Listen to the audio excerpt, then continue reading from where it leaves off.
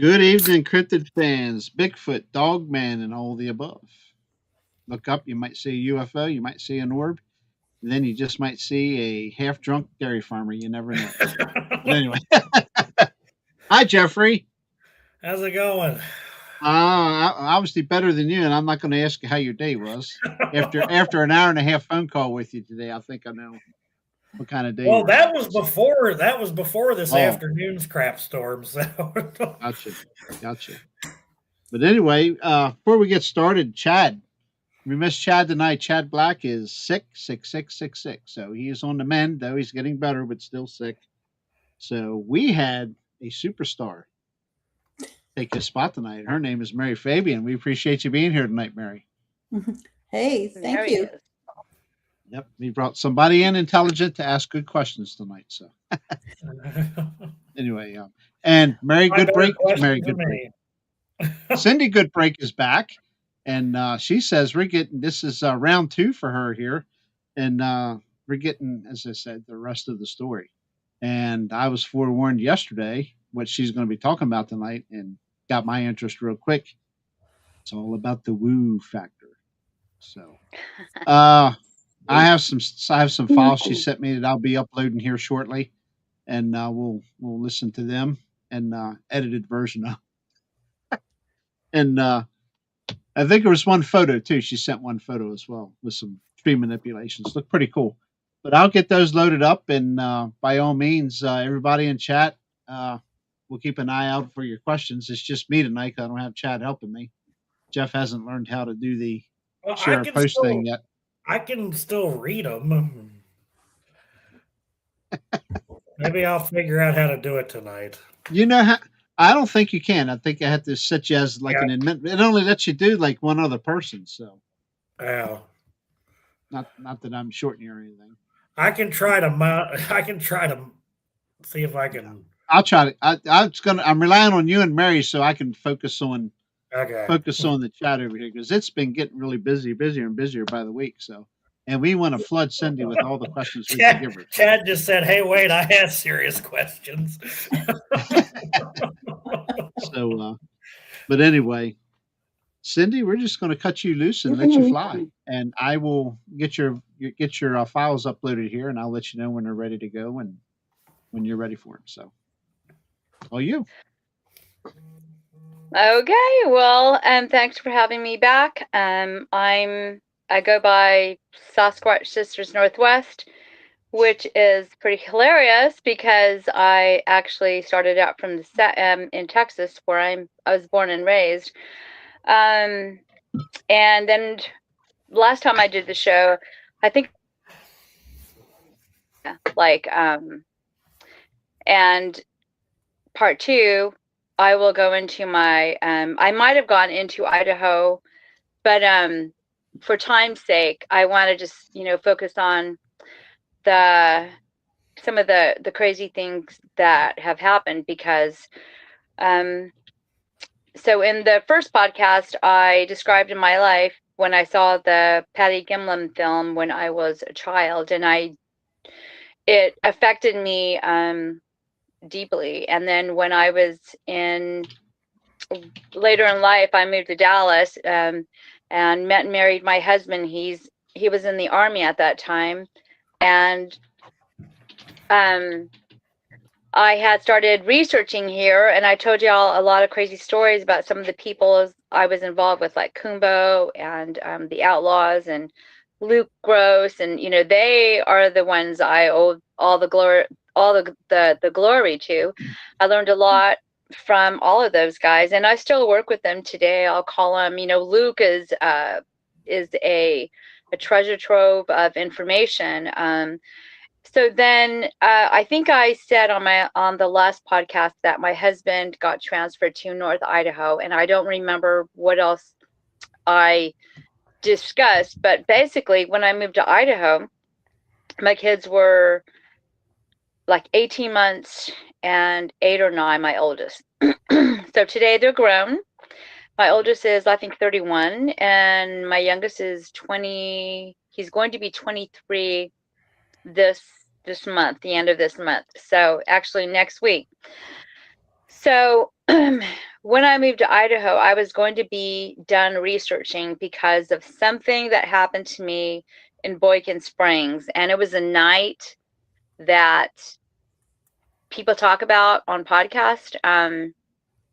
I've had people contact me. This is before the area was popular. I think Kumbo made that area popular. I think the Outlaws area popular in the late 90s and early 2000s, when people would shrug when you would talk about any kind of woo or any kind of infrasound or anything like that. People just kind of like just look down on it, versus today, where I think a lot more people are like have this new age of thinking and the possibilities that are out there. They are actually, you know, a lot of people like me have come full circle, like with how I think and how I research. And I don't even like that word, but I just use it because the knowledge is never ending. The relationships with them is never ending. And so until I take my last breath, it's going to be a continuous journey. So when we moved to Idaho, so what happened to me in Boykin Springs, I'll just do a quick repeat. A lot of us were there that night. MUFON was there that night. I don't know why they were there. I don't know who invited them. In fact, I had forgotten until Kunbo had told me the story again last year. Excuse me, because I interviewed him for my book. It's like 17 pages. His interview was so long. But it's a lot of great information. But I totally forgot like a lot of things that had happened that night. We were over at Boykin Springs, Dead End Road area. It's not a secret anymore. You know, everybody knows about Boykin Springs there. So that night there, it must have been not a good night to go to this area, because when you go down, when you turn into Boykin Springs, so here's the campsites, and then if you keep going, you can turn down this other road that'll take you to Sexton Pond. So when you turn in there, you can either keep going straight or you can make a left, like at Sexton, or it'll take you to Sexton Pond, like dry camping. And I think that was the area where this happened, or somewhere on Dead End Road. That night, me and my friend that I could see standing in the woods, we were just like frozen. And then it was probably the strongest that has ever happened to me. And then both of us were just like released at the same time. And Kelly, she was my best friend at the time, she was like looking at me, and both of us were just like really, really ill that night. She would get it worse. Her eyes would get watery, puffy, and she was just really sensitive. And so other things happened to other people. So because of that, I'm not putting a lot of emphasis, but it was a crazy night because other things happened to other people. But as far as me, that was a crazy time, and I didn't know everything that I know now. So I eventually did go back into the woods, but I was of a different mindset at that time. I learned a lot. I learned how to just listen. I had been chased out of the woods in Oklahoma and East Texas on my horse. Just a lot of things happened. I think I even gave my husband's encounter in Southeast Oklahoma. So then when we moved to Idaho, I asked him not to buy a house in the woods, and we ended up in a house in the woods. So it was like destiny. As before the ink was dry on after he signed, because I was still in Dallas, we arrived in Idaho because we had to haul 3 horses and 3 dogs, and I had to hire someone and train them, and then I went part-time at work. And so my husband drove back down from North Idaho and brought a friend, and we had to haul 3 horses, and someone drove my car so I could watch the kids.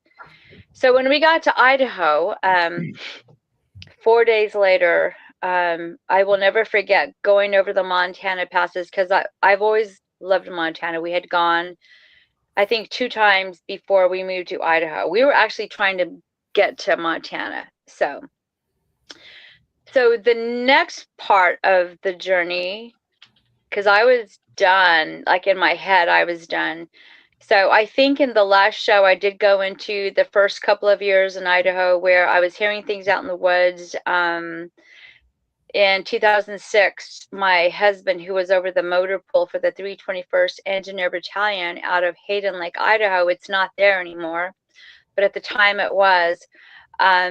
I was just trying to figure out how to survive as a, as a mom, and he was gone all the time, and I was trying to block everything that I was hearing. I found myself looking at structures and hunting for structures in the woods. I was going up in the mountains, and even though I said I was not going to be researching anymore, too many things were happening, and I mean, it was in my face. And then word got out, because I kind of just got into it again without really meaning to.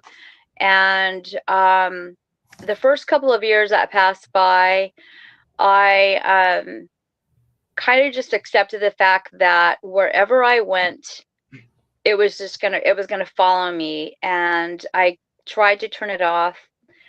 The only way I could turn it off was if I heard something in the woods, I was just like, okay, fine, that's great. But I was really trying to concentrate on raising my kids. I got involved in the PTO or whatever at my son's school, and then my younger son, in the mornings, what the routines were at that time is I would get up, I would start the coffee, and the school bus would come to get my older son. He was in 4th grade at that time, 4th or 5th grade. And my younger son would still be in bed.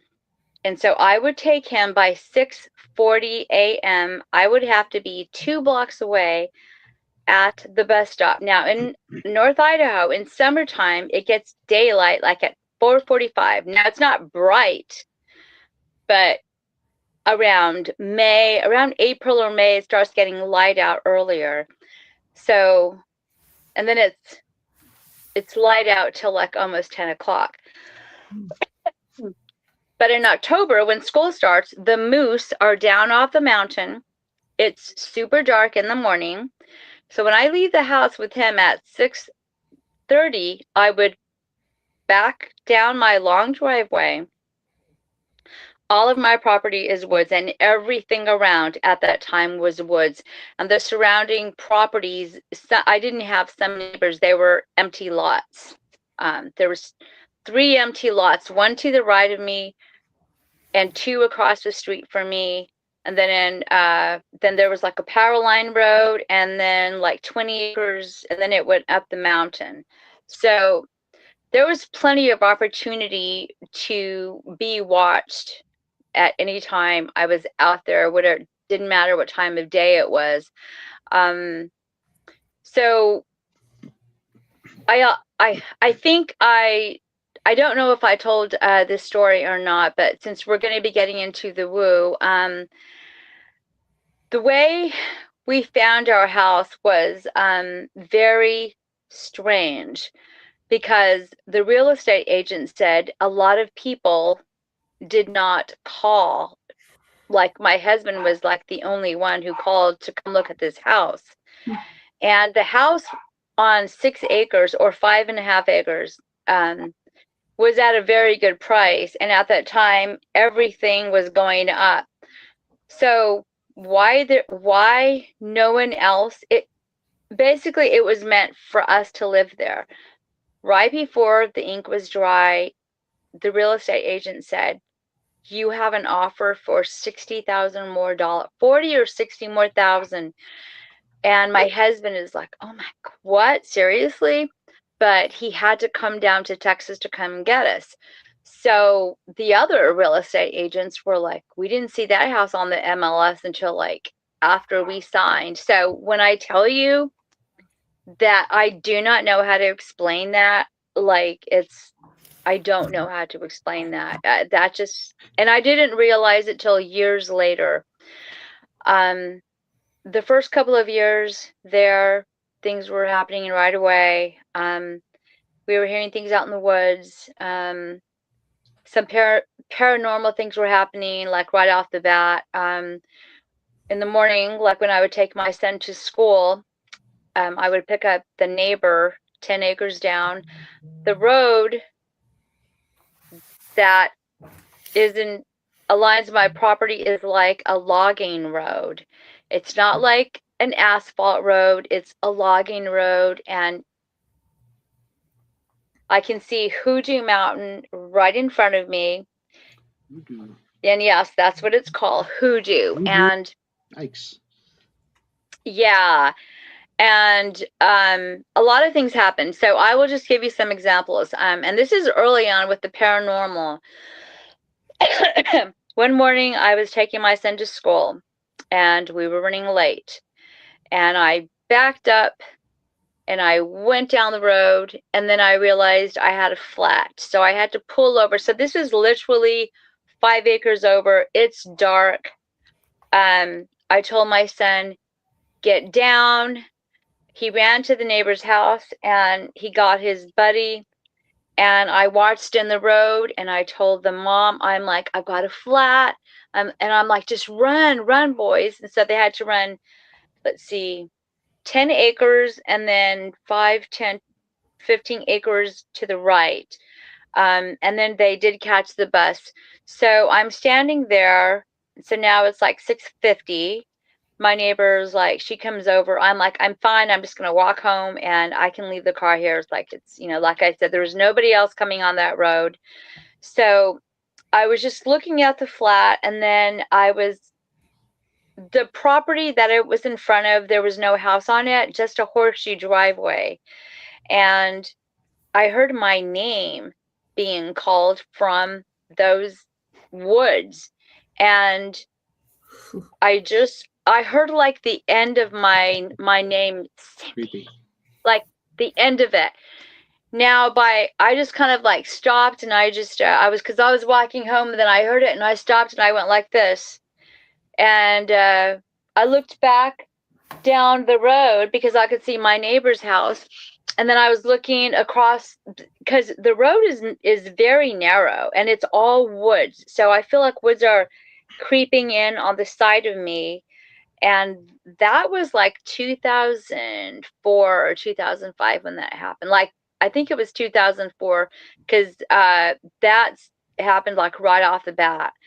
And I just, was looking into the woods, and I think I said like, what do you want? Like, show yourself, I don't know, but I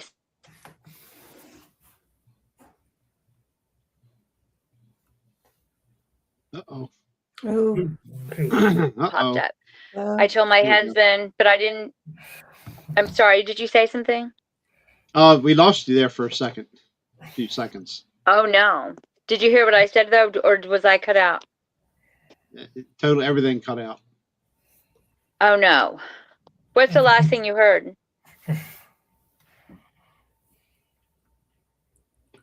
Uh-oh.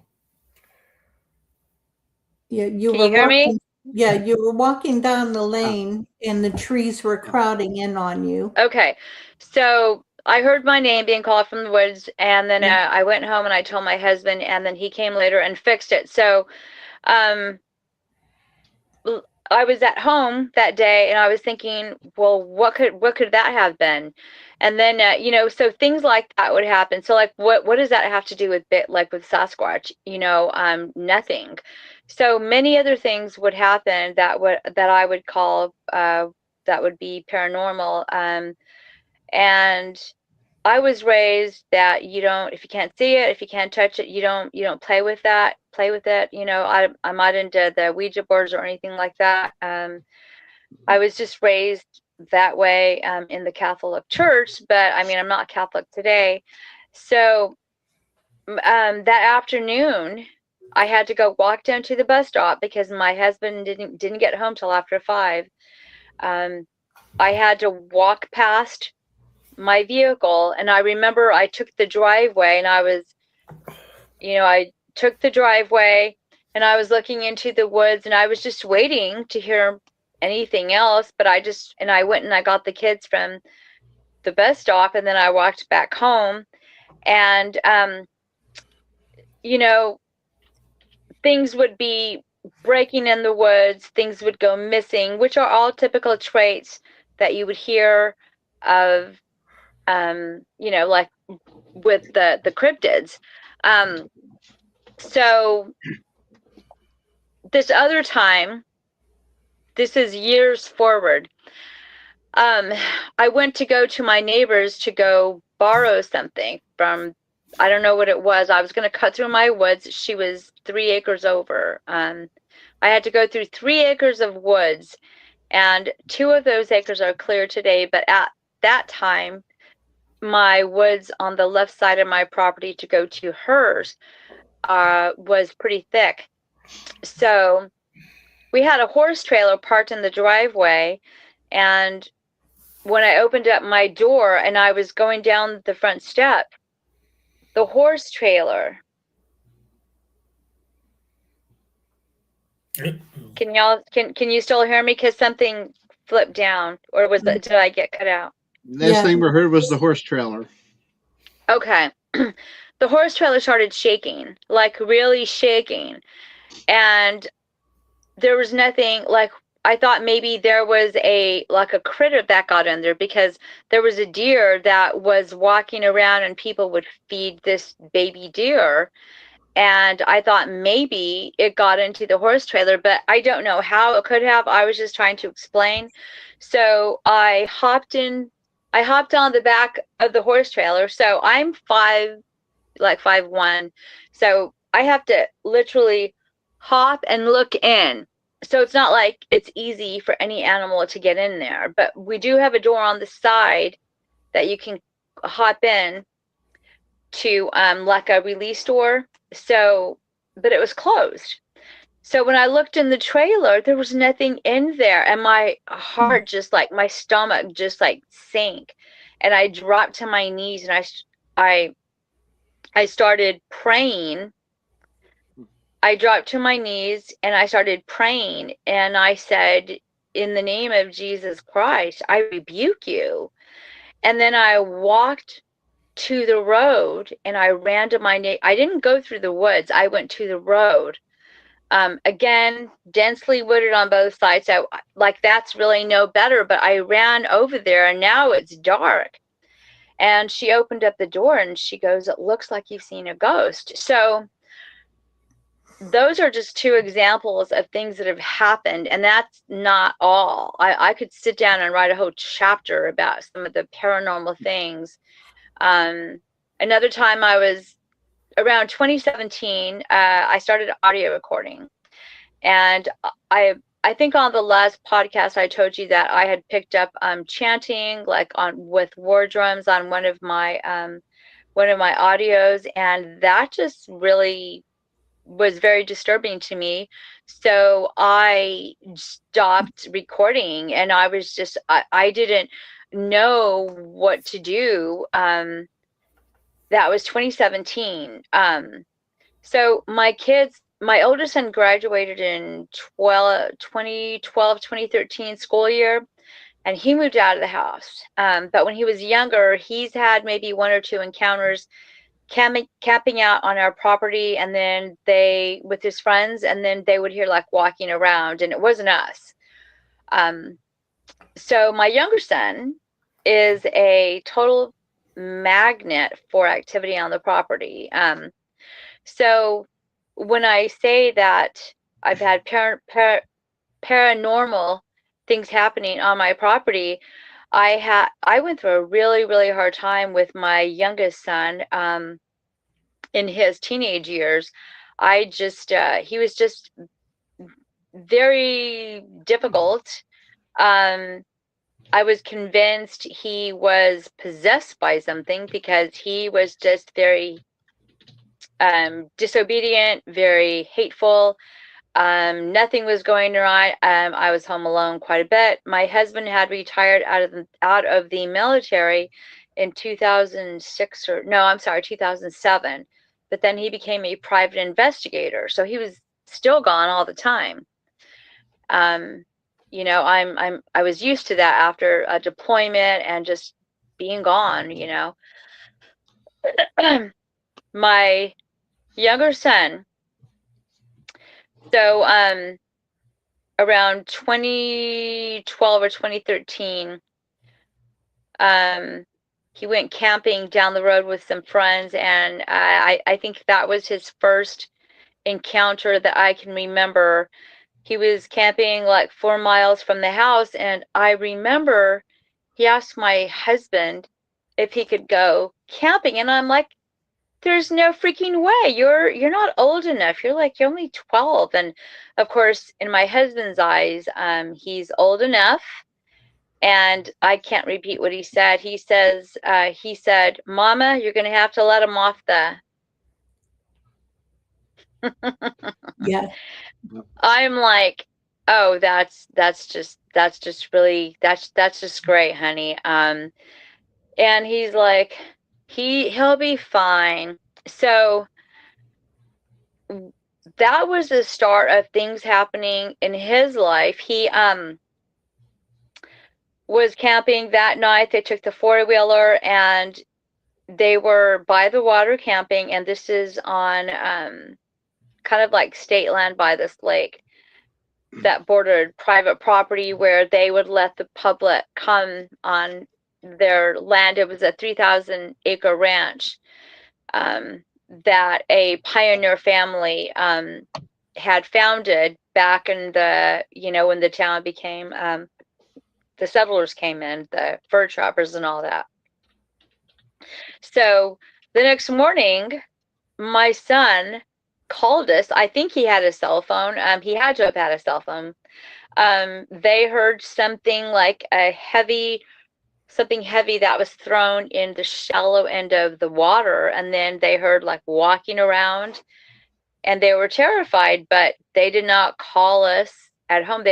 They called, like, I don't know, like the sheriff or something, and they were saying, hey, we're out here camping and we're hearing these noises, and the sheriff was like, call your parents. So I just thought that was kind of funny, but it intensified, and they turned on the four-wheeler and the headlights of the four-wheeler until the four-wheeler died. So the next morning, my husband had to go like start the four-wheeler up, and then they all came home, and they were all just oh, this happened, and I was like, oh my gosh, seriously? And after that, he would have many other encounters of things that would happen. Around 2017 is when things started changing for me. I was not completely flesh and blood anymore because of all the things that had happened and things I couldn't explain. And I was also searching for help. I was searching for help for me. I was searching for help for the property from the local tribes. My best friend's sister is married into the Spokane tribe. So I had access to those people. We went camping off the Columbia River off of the Spokane reservation. It was like a girls camp out every summer. And sometimes some of the men would come down and we would talk Bigfoot. So I was really, really shocked when they were saying, well, do you know your heritage? I'm like, what are you talking about? There was this one guy who was, I don't want to say like a shaman, however you say it.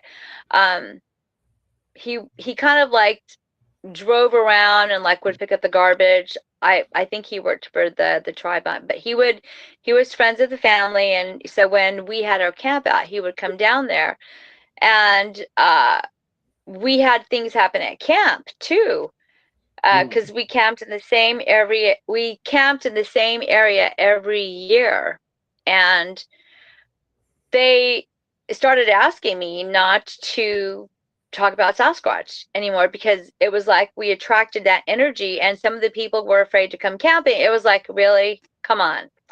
So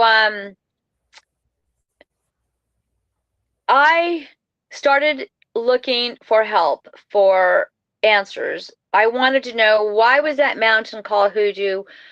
Why was I being the center of these anomalies coming to me? Why were all these things happening to me? Why were they in my face?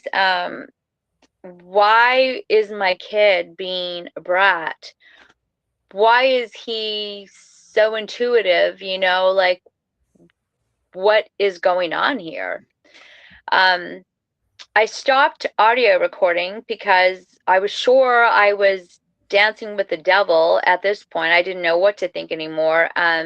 I was convinced it was my fault that we were in the situation that we were in. And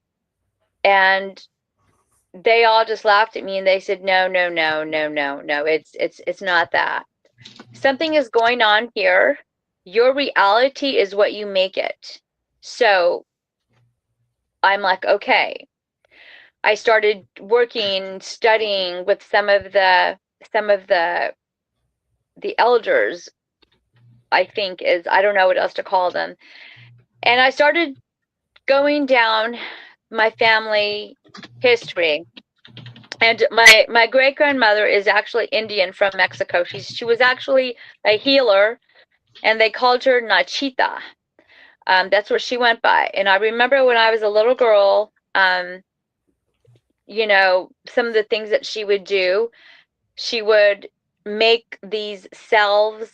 We would go across the border in Laredo, and I remember going to these shops, like these herbal shops, and I remember my mother saying something to her, like, I remember my mother coming into the room when I was sick, and my great-grandmother was like doing something over me, and sometimes she would do things that the Hispanics knew, like the egg, the evil eye thing, like that's something that's in my the Mexican world, or I don't know how else to put it, the ojo, there's something is what they call it, the evil eye, like when you would misbehave or when you were sick, they would say, oh, we're going to get the evil eye out of you. So I don't know, my mother was not always comfortable with that, and that's really all that I remember. But I was always different, like my whole life, and I was always like looking for answers, and I never like really fit in, but I was always like very verbal, and I was always in trouble at school, at home. I defied my parents, like the apple doesn't fall too far from the tree. So here I am with my younger son. All these other things, have happened to him. And, he's so smart. He's confident when he makes, and even at a young age, he would be like, well, this is what I think. And I would just be like, ah. So when he camped out at that young of an age, that was before 2017, because he was 17, I think, at that time, because he hadn't started driving yet. So 2017, I was just didn't know what to think, because it just seemed like we had so many freaking problems, and I was so depressed. I didn't know what to think. I didn't trust myself anymore. And then I just had things happening like in my face. So everything is happening at once. And I just really started seeking answers. And my younger son has always been very active outdoors on four-wheelers or on dirt bikes. And in May of 2017, my house was slapped big time. And I wasn't even home. I worked Monday and Friday nights. So this Monday night, I'll never forget, it was a Monday night. I would come home like around 10:30, like clockwork. I would go to my friend's house because I watched their kids. They had foster kids that were very hard to control. But they knew me, and I could 90% of the time pretty much deal with their issues unless they had something, an episode. I would just call my friends and they would come home from whatever they were doing. So on this one night, it was the Monday before Memorial Day. I will never forget this. I came home around 10:45, I don't know what time it was, and I walked into the front door. Now, at this time, I did not have my lab that I am gunner, and I did not have a fence. My property was not fenced in yet. That would come later that year. I got out of my truck and I walked up the steps of my house, and it was dark. Everything was dark. And I remember when I was pulling in how dark it was and looking over to the right side of the woods because my husband had mentioned he wanted to build a shop. And I'm thinking, oh gosh, how much is that going to cost?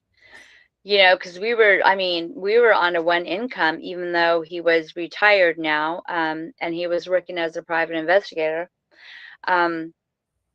So I was thinking, wow, it would be nice if we could have a shop. And then it was so dark, and I was thinking, golly, I wish like we could have a shop. I wish there was a light there.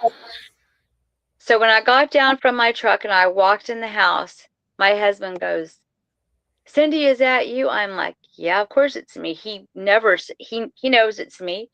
And we're pistol packing all the time. We've got something loaded all the time, or ready to go, I guess is the right term. So at night, when I would come home that late, I would have a glass of wine, or I would watch the news, unwind a little bit, and then I'd go to bed.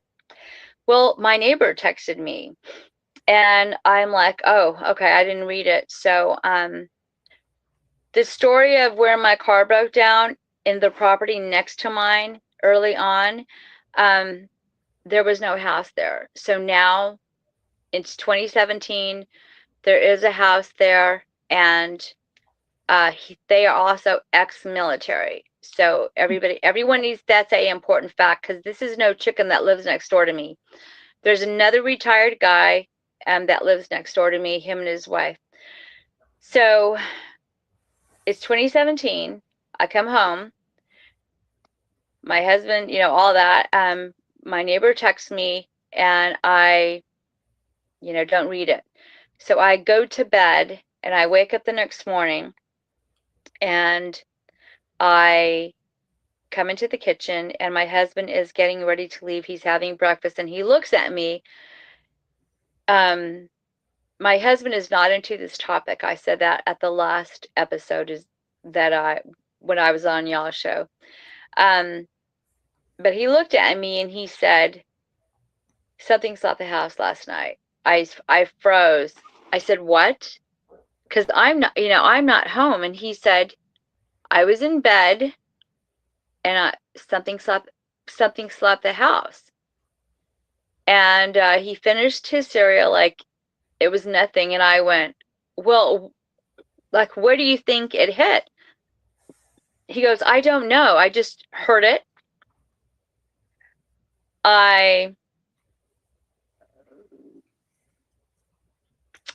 Something popped down again. He said, I just grabbed the rifle, and I went down the hallway to the kitchen, because that's looking into the backyard, into the backwoods. But there was nothing there, and the dogs were fine. I'm like, well, what the heck? I ran out the front door, Now my house is like, has a running porch on it, and the side of the house is where we sleep. I mean, my bedroom faces I'm trying to think, east, west, whatever side. So I ran out the front door, and I ran to the side where I thought it would have slapped, and I was, whatever it was, slapped the house, and I was looking everywhere, but there was nothing there. Now my house is very steep like this. You'd think it would have an upstairs, but it doesn't. It's steep because of the snow, so that helps it to fall. So I was looking at my bedroom window. I looked down because where I sleep, another odd factor is there is a pathway that comes from the woods, and it goes underneath my bedroom window. And over the years, I would hear something running through that area, and it goes back into the woods. Don't ask me what that was. I don't know, but I've heard that from the time that we moved there, and every time I would go outside, of course there was nothing there. So I wanted to move my bed to the other side of the wall, but my husband didn't want to because he put the TV on the wall, and well, you can see the TV, and he just thought I was crazy. So Cindy, we left. Is your bedroom on the second floor or first floor? We only have one floor. We don't have a second floor. Okay. All right, makes sense. So, okay, thank you. So, excuse me. So I'm outside looking. There's pine needles all on the ground because there is this one big tree that's very close to the house that should have been taken down by the builder, and he didn't take it down, and our septic is right there. So there's this big ponderosa pine that probably goes 50 feet high up in the air, and I was standing by that tree, and I was looking down for any kind of prints, but of course with the pine needles, it's almost impossible to see anything. I couldn't even really see any indentations or anything like that. So I was like, well, that's interesting. So I walked back around to the front of the house. So now I'm seeing the railing. I'm looking at the house, and there on that, across the hallway from my bedroom, there was handprints on the house. And I just went, my jaw dropped. That's my son's bedroom window. How come you didn't hit my bedroom wall outside the house? He hit the front 3 times. 1, 2, 3. It was like he hit, or whatever it was, hit with the palm and the tips.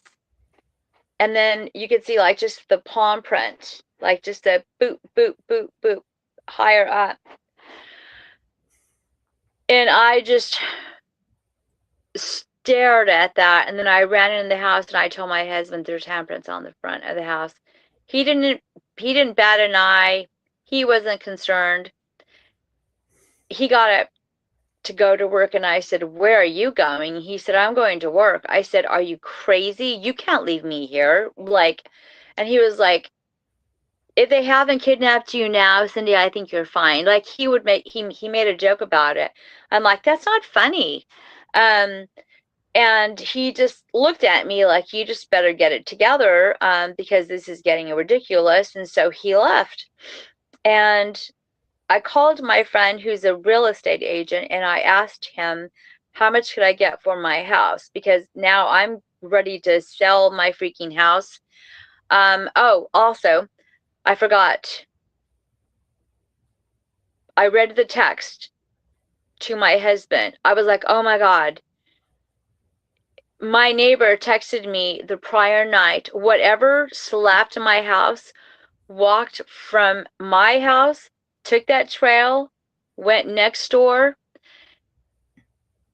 and they started messing with his property over there.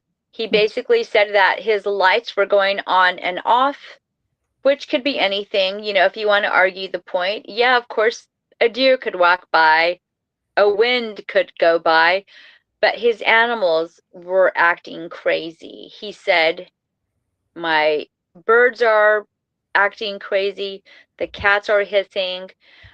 His wife is a nurse, so she has to go to bed really early because she has to get up early. She has to be at work by 6 a.m.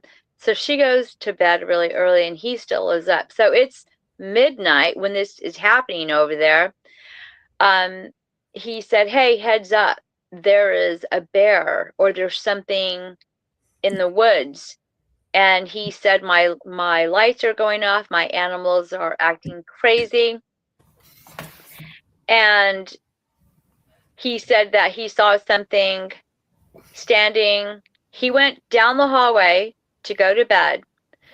And he said he heard a thump on his kitchen sliding glass door. He turned around to go look, and there was this cat that they feed all the time. It's feral. It's never come into their house. This cat was plastered against their sliding glass door, and he opened it, and it ran in the house, and it ran to the back of the bedroom. He had 2 other cats. So he's like, okay. He closed the door. He went to the back bedroom. The cat was underneath the bed. Their other 2 cats that are in all the time were on the bed, but their eyes were wild and they were hissing. He's like, what the hell is going on? And so he looked outside his window. Now, his property is thicker wooded than mine is. And so he's looking out these big windows, no curtains. And he says he could see something standing on haunches. When he said that, to me, I'm thinking dog man. And it was sniffing the air straight up. It was sniffing the air. And then he said it went like, what? That does not sound like a Bigfoot. Right. So he said it looked over at him and he just went like this and hid. And then he looked again and it was gone. He said he got his pistol and he slept with it all night long. And I said, well, so he said there's got to be a bear out there. And he goes off into why he thought it was a burglar, but then why it couldn't have been a burglar. So it had to have been a bear. But he slept with his pistol all night long. So, okay, why are you sleeping with your pistol all night long? If it's a bear, you know it'll be outside. Why didn't you leave it on where it normally is? So my husband left. I called my real estate agent and I told him what had happened, and he was open to a discussion about it. And then I called my friend in Alabama, and which was Bear, and he called me, I think, back that evening, and we were just having a discussion about it, and he was telling me I would be fine and all this stuff. He would also tell me, don't give it attention, it'll go away if you don't. I think that's what he said. But my husband came home that evening and he heard me talking about wanting to sell the house. And when I got off the phone with Bear, my husband said, so you want to sell the house now? I'm like, hell yeah. I said, did you hear what Ken said? He's like, where are we going to go? I'm like, I don't know. Like, because we like it there. He's like, where are we going to go? The city? I'm like, no, but we can sell this house, buy some raw land, and that house you always wanted to design. Like, how about no woods at all? And he's like, Cindy, well, there's nothing out there right now. Everything was so expensive. And he's like, oh, so where are we going to live? I'm like, I don't know. And he's like, I'll tell you what, you need to get over it, get over this, figure it out.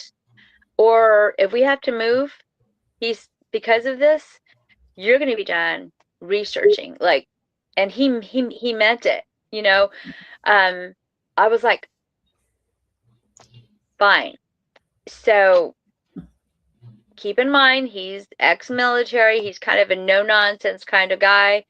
The next couple of weeks, I just decided to figure out my pathway of where I was going to go, and I decided I wanted to know more. So that fall, that end of summer, going into September, a lot of things had ramped up.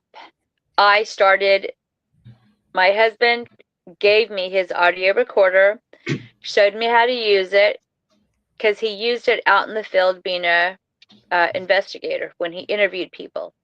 So he went and he purchased one of those cheap ones from Walmart, and it was July 2017. I will never forget that I started to just put it out on my front porch. And what I got was horrifying. Was over the next couple of years, the things that I would get would be unbelievable. And the luck of some of the things that I caught were unbelievable. This was the time that I was seeking help for my family. I wanted to know answers because things were going crazy, things I couldn't explain. I was trying to navigate which direction I was going to go. I was even talking to some pastors, and one of them said, "You're chasing a demon, you need to." I'm like, "No, I'm not. That I know is not true." So I just went with my own instinct, and I started opening up a little bit. But now you're opening up yourself to danger. You're opening yourself up to the paranormal. So at this point, you have to learn discernment really quick, is what I've discovered. That August, we started building a shop. The day that they delivered the metal sheets, which could easily be 25 feet long, the guy delivered. We told him, do not bring an 18-wheeler down this road. You're not going to make it in. So whatever vehicle they delivered it in, they could barely get in, because my husband said, realistically, put it over here. So they delivered the supplies, which that day was the 25 foot of the metal sheeting, which would be the whole shop, which we had the skeleton built already.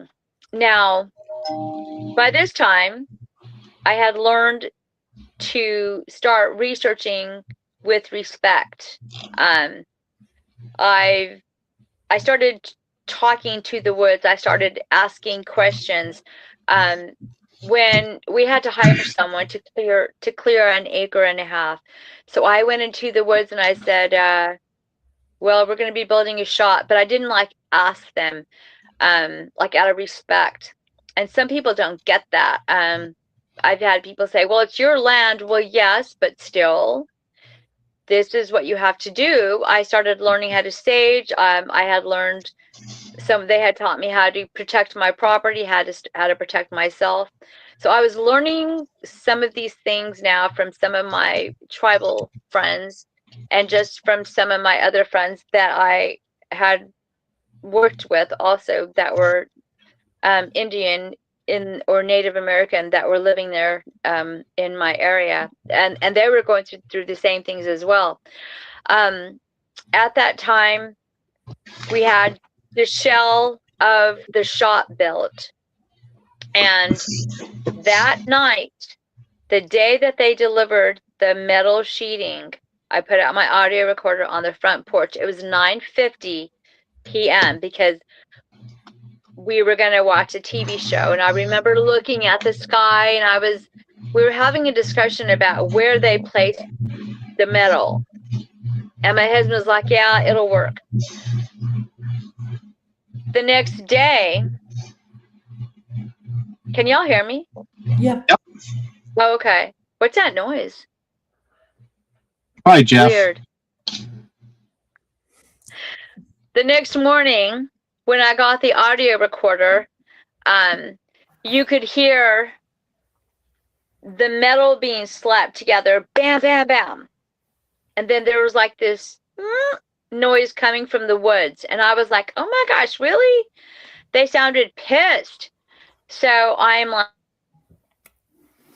and it was, I had my coffee and I walked out there and the workers were out there, I think, working on the distant woods. And I'm like, I'm sorry, we're building a shop and this is what's happening. And we have, I'm sorry if I didn't ask you, I'm still learning, stop, we're building this shop, we have to do it. I'm learning also at that time how to navigate my way down this road, trying to open up my mind a little bit more. And they finished the shop like a couple of weeks later. Unfortunately, there was a tragedy. We had my younger son's dog at that time. He was 14. That's how I remember his age, because Jackson got ran over by one of the heavy machinery. Oh. He happened to go underneath this piece of machinery, and then they went to lunch, and then when they came back, so they ran over him. That was totally my fault. I didn't have them put up. We didn't have a fence at that time. So I was inside the house and my son came running in and he's like, Mom, Mom. And I was on the phone and I looked at him and his face was just pale white. And I said, I've got to go. And then I saw the workers, which they were our friends, him and his son. They were walking up the fence and he says, Mom, Jackson's been hurt. I'm like, what? And I was like, okay, let's take him to the vet. And you couldn't, I don't want to cry. So you couldn't pick him up and without him screaming. Oh. And I will never forget the look on my son's face. And he's had that dog since he was 2. So we put him in the vehicle and I went up to the vet, who was a godsend, because he always gave us like discounts, to treat our horses, and that's not cheap. So we went to the vet. He was just messed up from the waist down. And it was late in the day, and they said they would have to keep him overnight. And I told my son it was an accident and that it was my fault that we didn't have a dog in the house, and that when we got back home, the workers were still there, which was our friend and his son, and they were just upset. They were emotional and they were very upset. So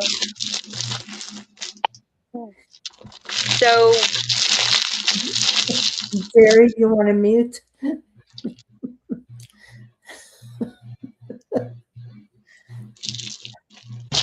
when we got home, they were just devastated. And my son said, well, it was an accident, but I think he had hope that Jackson was going to make it. So that next day, my friend who worked at the vet, I called her and she said, hey, the vet's going to have to talk to you. I said, does this mean he's dead? And she got upset. She said, I can't tell you that. I said, okay.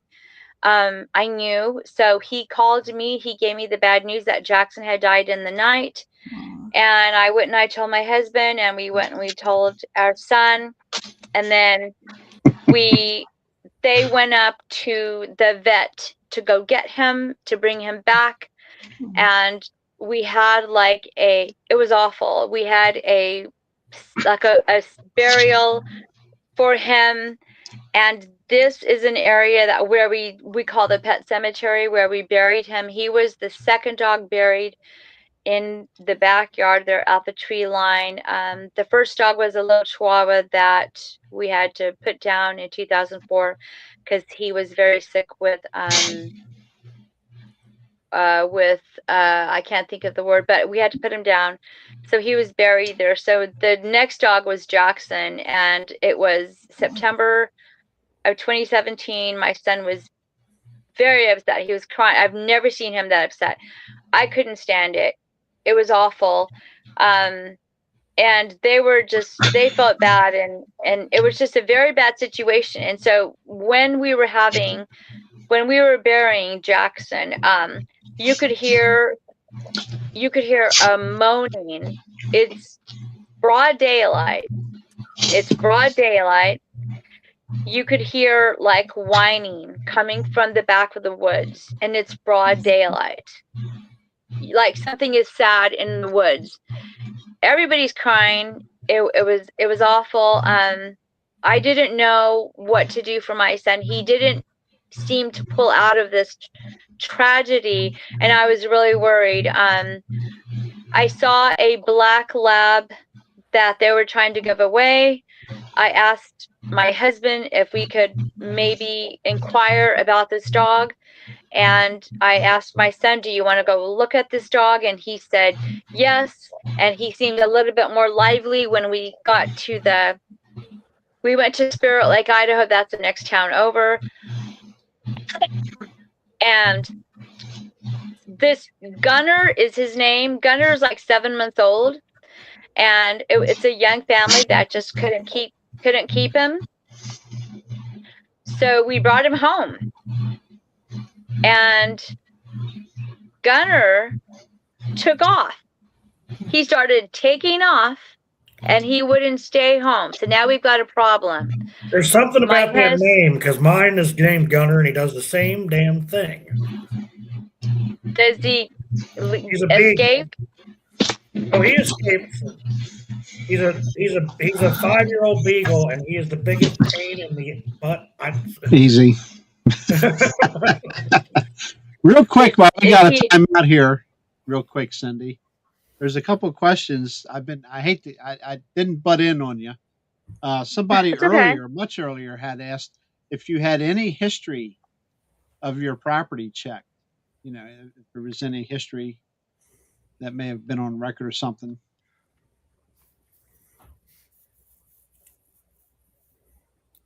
Whoops! What happened? No. Okay, are you back? Yes, someone in the chat had asked if you had done a history search of your property. Yes, I did. So I will tell you really quick about that because I'm still doing some investigating about it. And I'll get to that. Just remind me later. Something I discovered that was really, really creepy about the area. So it's not just about my property. So where I live, it's like 5.5 acres all plotted out. The original owner had bought it in the 70s, and it was like 200 and something acres. Okay. And all throughout the 70s and 80s, it had been, I don't know what year it was plotted out and named the name that it is. There really are no rules there, even though there were supposed to be a couple of like no cows, or I could have like a horse, but no cow, no swine. But I mean, there was not a lot of people there that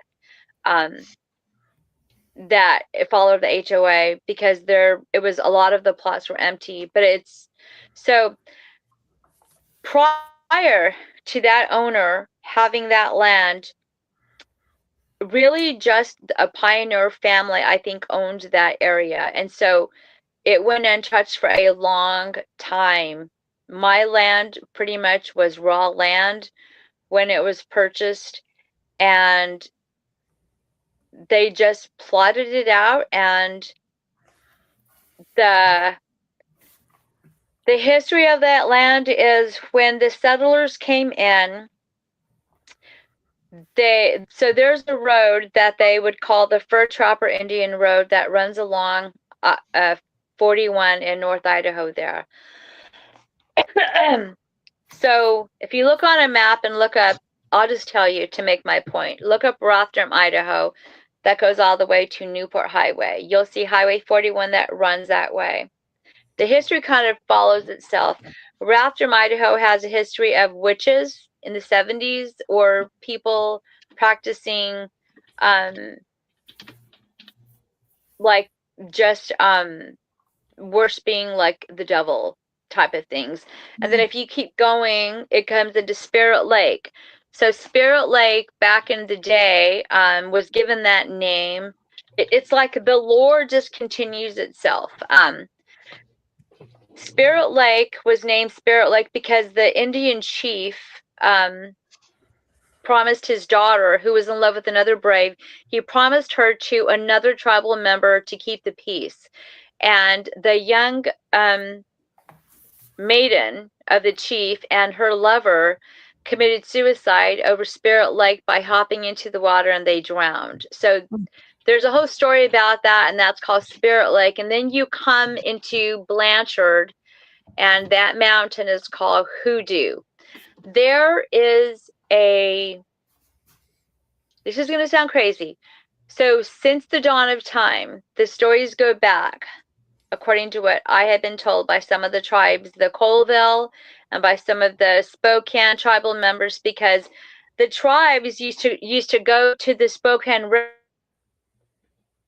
People used to interact with the Indians, the Spokane tribes. Did y'all hear that, or did we get cut off? No, we heard you. You're good. Okay. Okay. Well, because everything kind of went haywire. So back in the day, they did the giants, as I've heard them being called at one time, did come in, and they did at that time interact with some of the tribes off the Spokane River. So there's a dark side that I am still tapping into very carefully right now, and this is in my book that will hopefully come out soon. I went down that pathway of looking from Rathdrum into Spirit Lake into Hoodoo Mountain.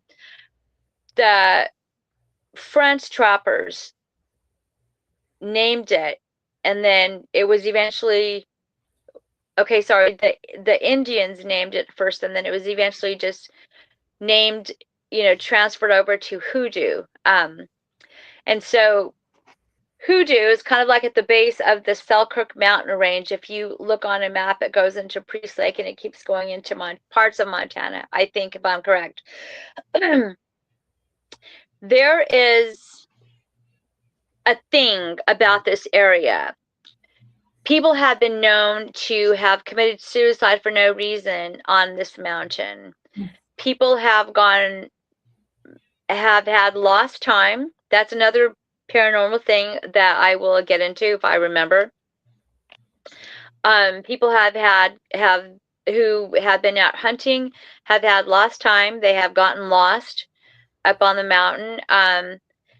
And then all of a sudden they're like back to reality again, and there's no explanation for having lost time or getting lost.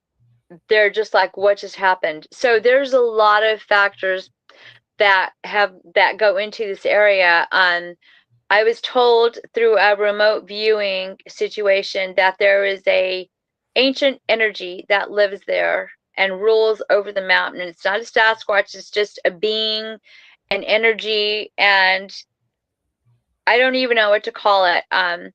It's a force of nature that needs to be respected and reckoned with. I don't know how else to put it. When the pioneers moved in, there's a lot of Indian war history there where some of the pioneers were killed in the area by Mox. Was it Chief Joseph? There's a lot of rich history there. And then if you want to move forward, like in the 1940s, 1950s, when people were settling down at the turn of the century there,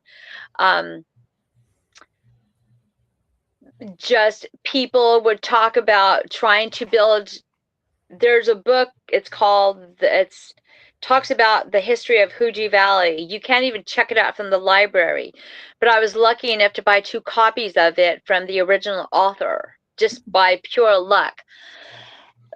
Excuse me. And she told me in her research, she discovered this ancient energy. She also discovered different stories of some of these pioneers that would describe some of these hairy people that they would run into. Or there's a story that is in the 40s and 50s. They wanted to build this church, and they decided to build it in the middle of Huji Valley. And this church had a lot of problems. It had a lot of turnover of pastors, a lot of turnover of the people that would come in, demonic activity. They said that they felt the church, if the church was built there in the middle of Huji Valley, that it would make sense to keep the evil at bay. And the description of that in the book was, keep the evil at bay in the cracks of the mountain, or some, it referred to the mountain in a really weird way, like just keep the evil at bay. And so this guy wrote this really short book, and I don't have it in front of me. So there's a lot that goes to the area. And now, in modern day society, it continues, the lore, the problem, so that's probably a long answer, but that should give you an idea. Very good. Very interesting. Thank you. Yep. Mm-hmm. Did you have any other questions, or was that the only one? Somebody asked what Bear said to you over the telephone when you were talking to him.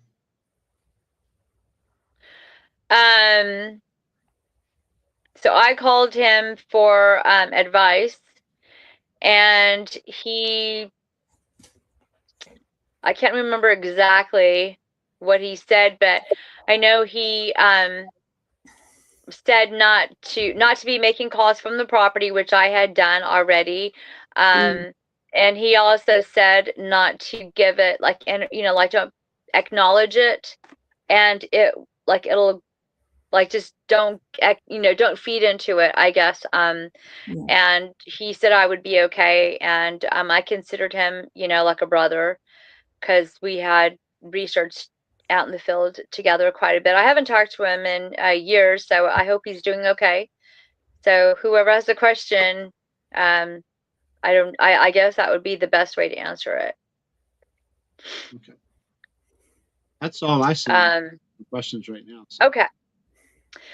Okay, so the shop was built, my son's dog died. I'm going back to 2017. We got Gunner a lab. He was taken off. We had to build a 1-acre fence, and so we built the fence, and Gunner was still getting out, because when you pull up my driveway, on the left-hand side is the 1 acre that is fenced in, and it's also my front yard. Like, if I open up my front door, we have a doggy door there. You can see into the acreage there. It's about 1 acre, I'm gonna guess, that's fenced in, and we had to make that really quick because we don't tie up our dogs, we don't crate them, we kind of none of our dogs have ever run off, so this was all new. He's a young lab. We've never had a lab. So Gunner, one night, this is 2018. We've had him 6 months now. He's got out a couple of times. And it's spring break. We've had him, I think, from September. It's 2018 now. It's spring break. So we've had him, 6 months? September, October, November, December, January, February, March, April, like 6 months, 7 months. My husband was gone on a business trip, and it was March 31st. That's spring break going into April. This is how I remember all these things. My son was in our toy hauler RV with some of his friends. Now, my husband is still a private investigator. He was gone on a case in Montana, and I was audio recording. I was watching TV in our living room, which is a different part of the house now because we've converted our drive-through. I'm sorry, we made our garage into a like a big family living room today. But at that time in 2018, we were still in the actual former living room, and it was it was spring break. It was 12:30 a.m. and I was going to bed, and I remember to put out my audio recorder. I put it on the front steps, the actual rail, okay? And this is inside of the fenced in yard. I thought I closed the doggy door, but I guess I didn't. I checked on the kids and I said, don't be coming into the house all night long unless, if you got to go to the bathroom, do it. But don't leave the RV. I'm going to bed. Now, these kids up in North Idaho, they do carry rifles around with them. It's not a big deal. That's just the way of life. It's still cold out in the 20s. These kids will go from my house to their friend's house, like over that mountain, down that road at 10 o'clock at night on a four-wheeler in a blizzard. Like these are things I had to learn to get used to. And I never really did. And I was stressed out all the time. So on this one night, I checked on him, told him don't be coming in and out.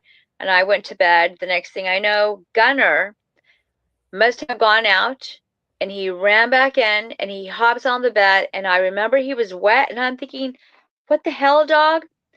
And I got up. I think I got up and I went to go check. Could have closed the doggy door. I don't know. I don't remember right now because, my mind isn't the same what it used to be. The next morning when I woke up, I made coffee. I started playing the audio recorder. Excuse me. Within 5 minutes of playing it, I could hear a dog barking, and it's far off in the distance. I'm like, whose dog is that? And then I hear like just a pissed off growl, roar, and then it erupts. And then I realized that's our dog, Gunner. And I play it like 3 or 4 more times. I'm like, oh my God, what the hell? And I shut it off. Excuse me. I opened up the front door. I think I looked at the doggy door. I don't know if I was like, oh shit, I didn't close it. I don't remember that. I remember going outside and I knew exactly where he was standing. I walked to the corner. So now it's like 9 a.m. It's daylight out. It's, still as cold. The kids are still in the RV. I'm like, oh my God. I walk to that corner. Now, this is the edge of my property where the fence goes. And so I'm standing here looking at the fence. At the bottom of the fence, Gunner had dug this hole in the night. And he had barked, and whatever had made that noise was across the street. And the kids had come in the day before, and they said, Mom, there's something across the street and it sounds like a dragon breathing. I'm like, what? They said, yeah, there's something is heavy breathing out there. And I'm like, what? Like, this is normal stuff that happens. I went outside and I didn't hear anything. And so I told the kids, okay, well, stay in the RV. Y'all are not going to be riding the four-wheelers. And they're like, oh, come on. I'm like, no, you're not. You stay on this freaking property. Don't ask me again, or your friends are going to go home. Like I was getting very upset with my son. So that was when I went inside when I was watching TV and I went to bed. And when Gunner came in and then I, the next morning, when I heard that sound, I went to the corner of the property there. there's a big game trail that moose go through on the other side of that fence, and they will travel through there, and then it forks off and it goes up the mountain. So I'm looking at this game trail. I'm looking at the RV 2 acres over where the kids are in, and I'm thinking, I'm looking at Gunner. He is nowhere. Normally, Gunner would have followed me through the woods. He did not follow me. He was still on the porch. I'm looking at this big hole he dug, and then I was mad because whatever was growling at him, that was not okay. It was very bad. It was very aggressive, and it sounded like I was going to kill him. I went back in the house. I got his leash and his collar. I put it on him, and I went outside of the fence. And I walked the length of the fence. I passed the RV. I walked across the road into that property where I knew a dragon was sleeping. This rogue Sasquatch that was going through, I would be told later through a remote viewing episode, that something was just traveling through there, and it was not part of the regular clan that was there. And it was just taking some time out there, and it was just not happy with my dog, and it let it be known. I said, "This is Gunner," across the road. I was standing in the clearing, and I said, "You do not touch him. You don't touch my house. This is my property. This is," now I'm standing on someone else's land, but I'm saying this is my property. That is my property over there. Then I walked to the road, and I walked on the outside of the fence by the road, and I walked to where Gunner had been digging, and I could feel like I was being watched. And Gunner, I could barely get him to go down the driveway and into the road, and he was shaking up a storm. So I'm like, okay, that's crazy. So I went back to the house, and life went on, and I would continue to get other amazing audios, and my son just continued. Like, I could do a whole other show with you guys about this. I'm looking at the time, it's 8:46. This is really when it all just started. The things started to go haywire with the things that my son would encounter. And the kids came in later that day, and I said, "This is why I did not want y'all to be on the four-wheelers at night." And he had one friend there that was sleeping with him, and he was a little, he told me his mother said I was crazy and there is no Sasquatch. And he said, "My mom says you're crazy." And I'm like, well, I've been called worse. So I played the audio, and their eyes got really big. And the kids spent the night there another night, but that kid had to call his mom to come and get him. And I was sure she was going to call me and say, "You scared my son," blah, blah, blah. She never did, ever say anything about that day. As a matter of fact, I think he had peed the bed or something. I don't really remember. Anyway, so she came and got him, and he didn't stay for that night. So that's 2018 when that happened. And a lot more crazy things have happened to my son and to me. He has been camping, and he has seen things and heard things that you would just not believe.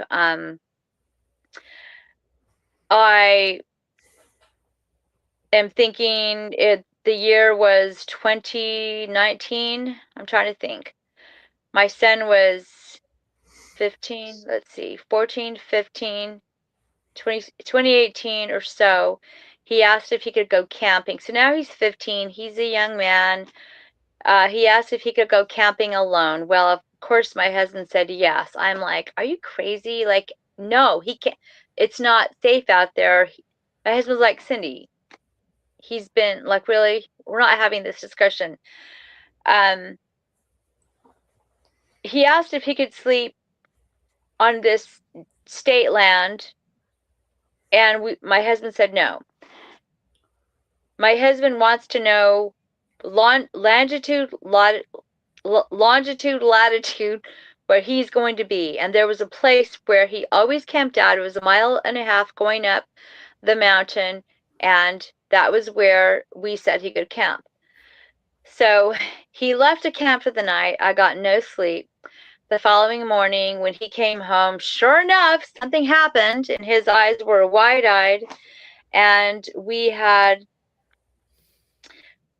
he gave up himself right away. He had disobeyed us, and he had gone to the state land where we said he could not go. I have never been to this area prior at that time. I said, what happened? And he said, Mom, I was in my tent and I heard something something heavy walking, and I'm like, okay, so on 2 legs? He said, yeah, but it was walking like side to side. I'm like, what? Like, you know, how you hear something walking like this? Or the way he described it was weird. So he said something was walking towards his tent, and then it made a sound. Now I'm thinking Sasquatch. And he's like, it screeched at me. I'm like, it screeched? Like, what do you mean? And he said, it sounded like a pterodactyl. I'm like, what? What? What? And I'm like, okay, Justin, let's start over. He told me the story again, 1, 2, 3 times. Now he's getting annoyed. I'm like, okay, wait a minute. So it came up to his tent, it went around the tent, and it screeched, and then it walked off, and then it screeched as it left. And I'm like, why didn't you come home? He said it was the most terrified he has ever been, but he fell asleep. So these are the kinds of encounters that my son has had, and he continues to have to this day. And I just had to make peace with it. I had to really discern and get good with that. A lot more things have happened that are unbelievable. Excuse I have me, stories. Cindy. Excuse me. I just wanted to ask, about the pterodactyl sound. Did you do any searches to see if there were any other pterodactyl reports in your area or around Idaho?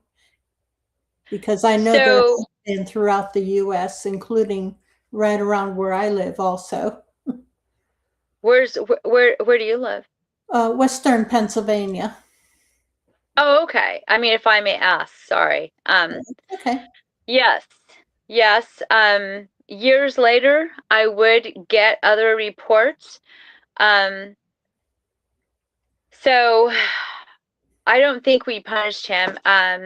He learned his lesson, but that would not be the last of the weird things that would happen to him. Years later, there was a guy that contacted me on Facebook, because everybody now, knows me in the area. There's that Bigfoot lady, or whatever. Some people think I'm crazy, other people don't. I have a lot of people that I actually work with, even being down here in Texas. I continue to get reports now, all the time. So this one guy contacted me, and he said he wanted to talk with me, but he didn't want to do it on the phone or on Facebook Messenger. I said, okay, well, do you want to meet up like at a local public restaurant? He's like, yes. And so we did get into some discussion on Facebook Messenger, even though he said he did not want to do that. And it turns out this guy is a professional guide. He's a professional tracker. His history is him and his wife. They have 2 kids. They lived in Blanchard, Idaho. But prior to working there, which the years were 2015 to 2017, he said his background is he worked ranches, and then he'd go to the next ranch. excuse me, he worked in Nevada, he worked in Colorado over ranches, and he had dealt with Sasquatch in the past. So I will skip that part of the story, but he said that if we could meet up, we did meet up. He asked if he could bring his wife and daughter. He ended up bringing his daughter, not his wife. His wife was sick and couldn't come. I got to the restaurant first, and he, I think this was maybe 2021. It was cold out, I remember, and my husband was like, yeah, you'll be fine. There was something about this man that, and it was the way he carried. You're freezing up. Oh, you're muted, Jerry. I don't want to get yelled at for crinkling foil again. I was saying, Cindy, if you can hear us, we lost you. Oh, on it. Jerry, did she send you any of her stuff earlier? Yeah, I've got 2 audio clips and a photo. Okay. There she's back. Am I back? Okay. So let me get through with this. Or can y'all hear me? Yeah. Okay. So he arrived at the restaurant. Did y'all hear that I was supposed to meet with this rancher guy? Yeah. Okay. So his history, he had worked in Nevada and Colorado. So his family moved on to this ranch in the Hoodoo Valley area. So I live, let's see, I live on the south part of Hoodoo, I think, and he lived on the the west side of Hoodoo Mountain. So they moved on to this historic ranch that was a pioneer founding family of the area. Probably 1,000 acres at that time. And the whole family had encounters with Sasquatch. His wife saw a pterodactyl thunderbird, something flying above Hoodoo Mountain one day. The family had a lot of other encounters with Sasquatch. And he said that he found nests up in the area on the ground, and he sent me pictures of that up on Hoodoo Mountain. And he told me some of the crazy encounters that his family had. And he said that he worked there for like 2 years, and that when he left that area, he was afraid for his family's life. And when I met him, when he walked into the restaurant, he was your typical cowboy. He had the kerchief around his neck. He was windblown. He looked like, he had on his Carhartts, his boots. When he shook my hand, he looked me straight in the eye. His daughter was immaculate with her manners. She was very engaged in the conversation when he was describing me their life there on the ranch. He said that one day he saw a clan of Sasquatch tracks going up the mountain, and he wanted to track them. So he told his wife he was going to go check on it, and the next day he went to the area, which went into a set of woods, and it came out on the other side, which was state land, and it kept going. So this clan was definitely migrating somewhere. So the next morning when he was on his way, he followed the tracks to the tree line, and he bent down to tie his shoe. And he said when he looked up, he still is kneeling down. There was 2 male Sasquatches that had come, and they were following their family. Excuse me. And he said he's just like, okay. He's like looking up. One looked down at him, and it kind of made a noise. And then they went into the set of woods and they went on their way. And he said it took him a minute to decide if he was going to continue on, because apparently the owner of the ranch had told him not to go up in that area. So he went ahead and went in. He had a watch on. When he came out on the other side, he went in at 9:50 a.m. and he said, I swear I was only 20 or 25 minutes in my reality, but when I came out on the other side, his equipment stopped working. His watch said 4:50 p.m.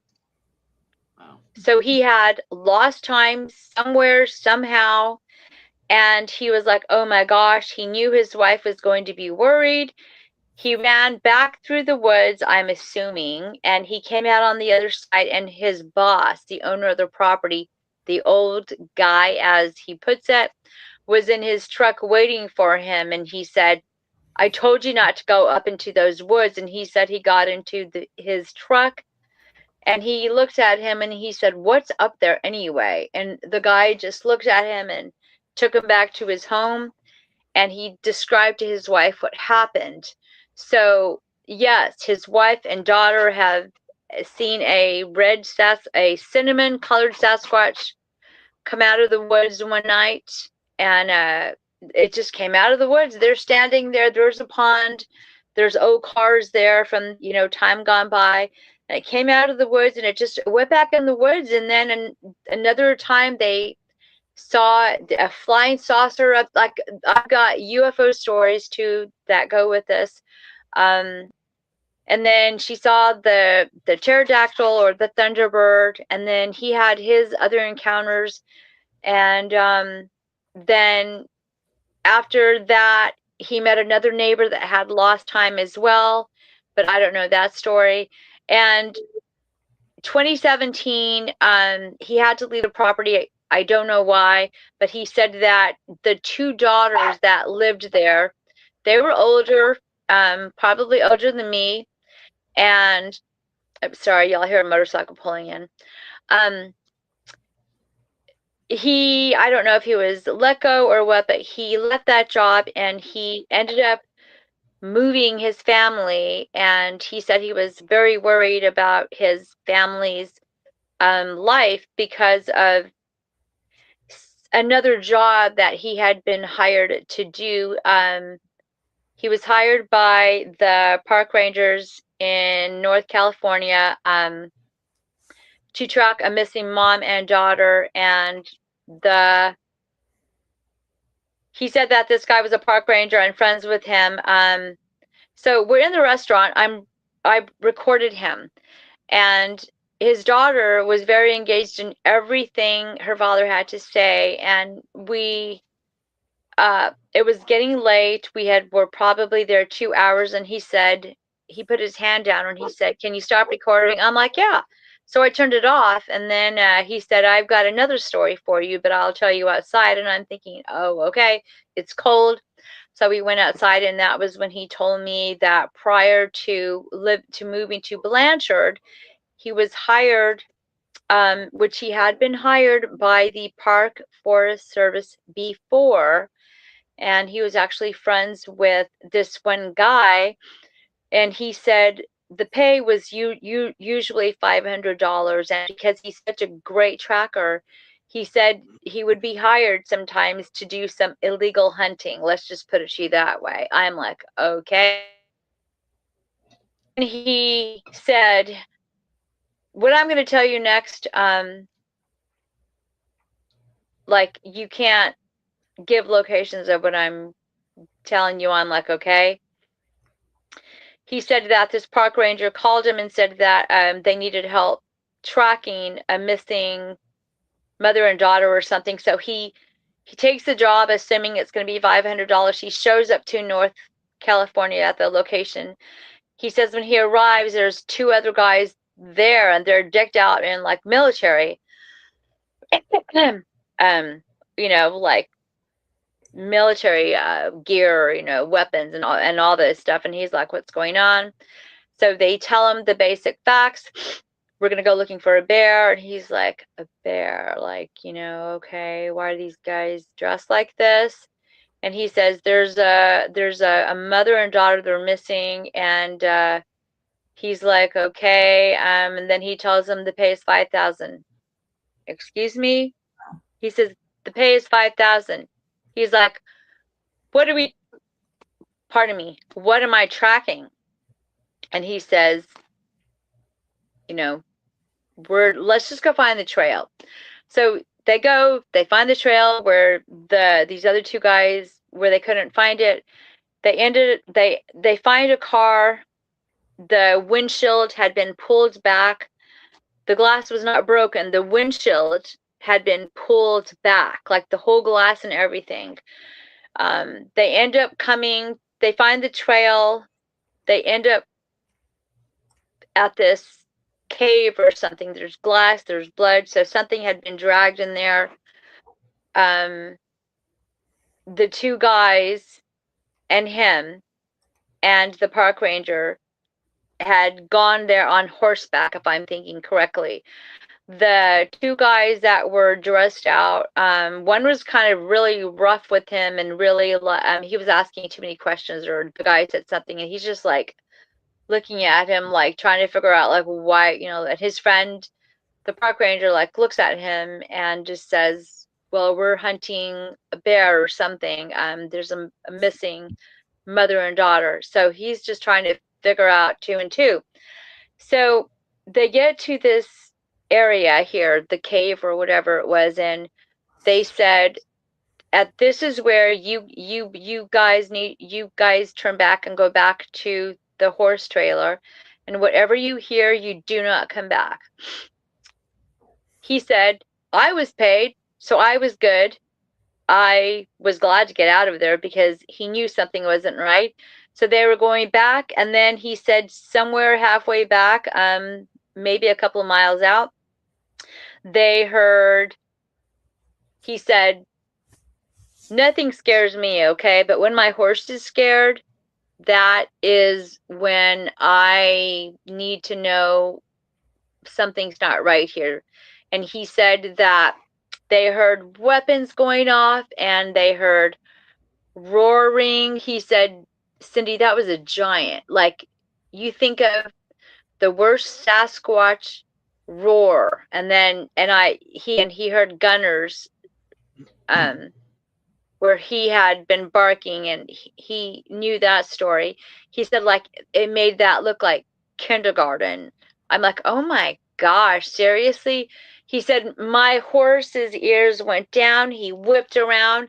Him and the park ranger ran. Their horses ran all the way back to the horse trailer. He said 6 months later, his park ranger friend was dead. And he found this story on the internet. The story was at the location he told me. He said that it was basically an X-file. The story was not told the way it should have been told. And it really freaked him out because now he was sure that his family would be next. And so then he went to go work that ranch job. And then when that didn't work out, when all the funky things, happened there with all the UFO encounters, the pterodactyl, they found, the Sasquatch on the property, and then his, lost time, just everything. He said it was too much. So, they moved, and he said, we bought a house way out in the country. I need a satellite phone. And he showed me, he had his satellite phone with him and a cell phone. I'm like, oh, like, everything about him was real. Everything about him from where I was sitting, or standing outside, I was just like, I could not really, like, what else are you going to tell me? So we became friends. We stayed in contact. I had another person contact me who lives in Hoodoo. He's a real estate agent. He has lived there for a couple of years now. 2 Octobers ago, or 3 Octobers ago, my friend who's a real estate agent was hunting in this one area, and you have to park your car It's on private land, but it's like the public. It's like paper land where they harvest the trees. He was roared and chased out of this area, and this is a guy who is a manly man. Both of these guys are, and he said and he has had Sasquatch encounters in Oregon also. So this was nothing new at all, and he was chased out of that area. So now I've got a real estate agent friend who lives on the backside of Hoodoo Mountain. And it borders where this guy worked as a rancher. Okay. So there's an area there that you can't go in unless you know a back way in because of the creek that goes well, I almost said the creek, but I'm not going to say it. So last October, let me see, was it last year or the year before? I brought him over to my house, both of these guys, because I wanted them to meet each other. And so we sat down and we had a really crazy discussion of just everything that's happened to them, to me, over the years in that area. And we continue to work together with our own lives and the things that are happening in that area. And my son continues to have encounters. Just last month, he was bear hunting. He was up on Hoodoo Mountain, but he came up from the backside and he went up the mountain. He parked his truck. He hit it because where he went, it was going to be going down a steep valley, and then he would be navigating his way.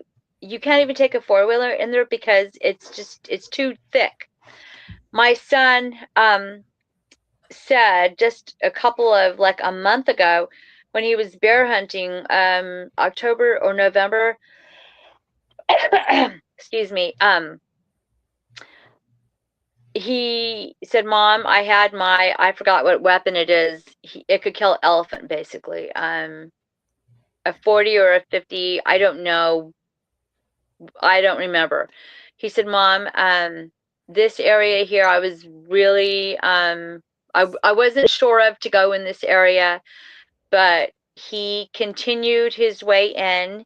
And he said when he got to this one area, he heard this very close, bam, just bam, like, get out.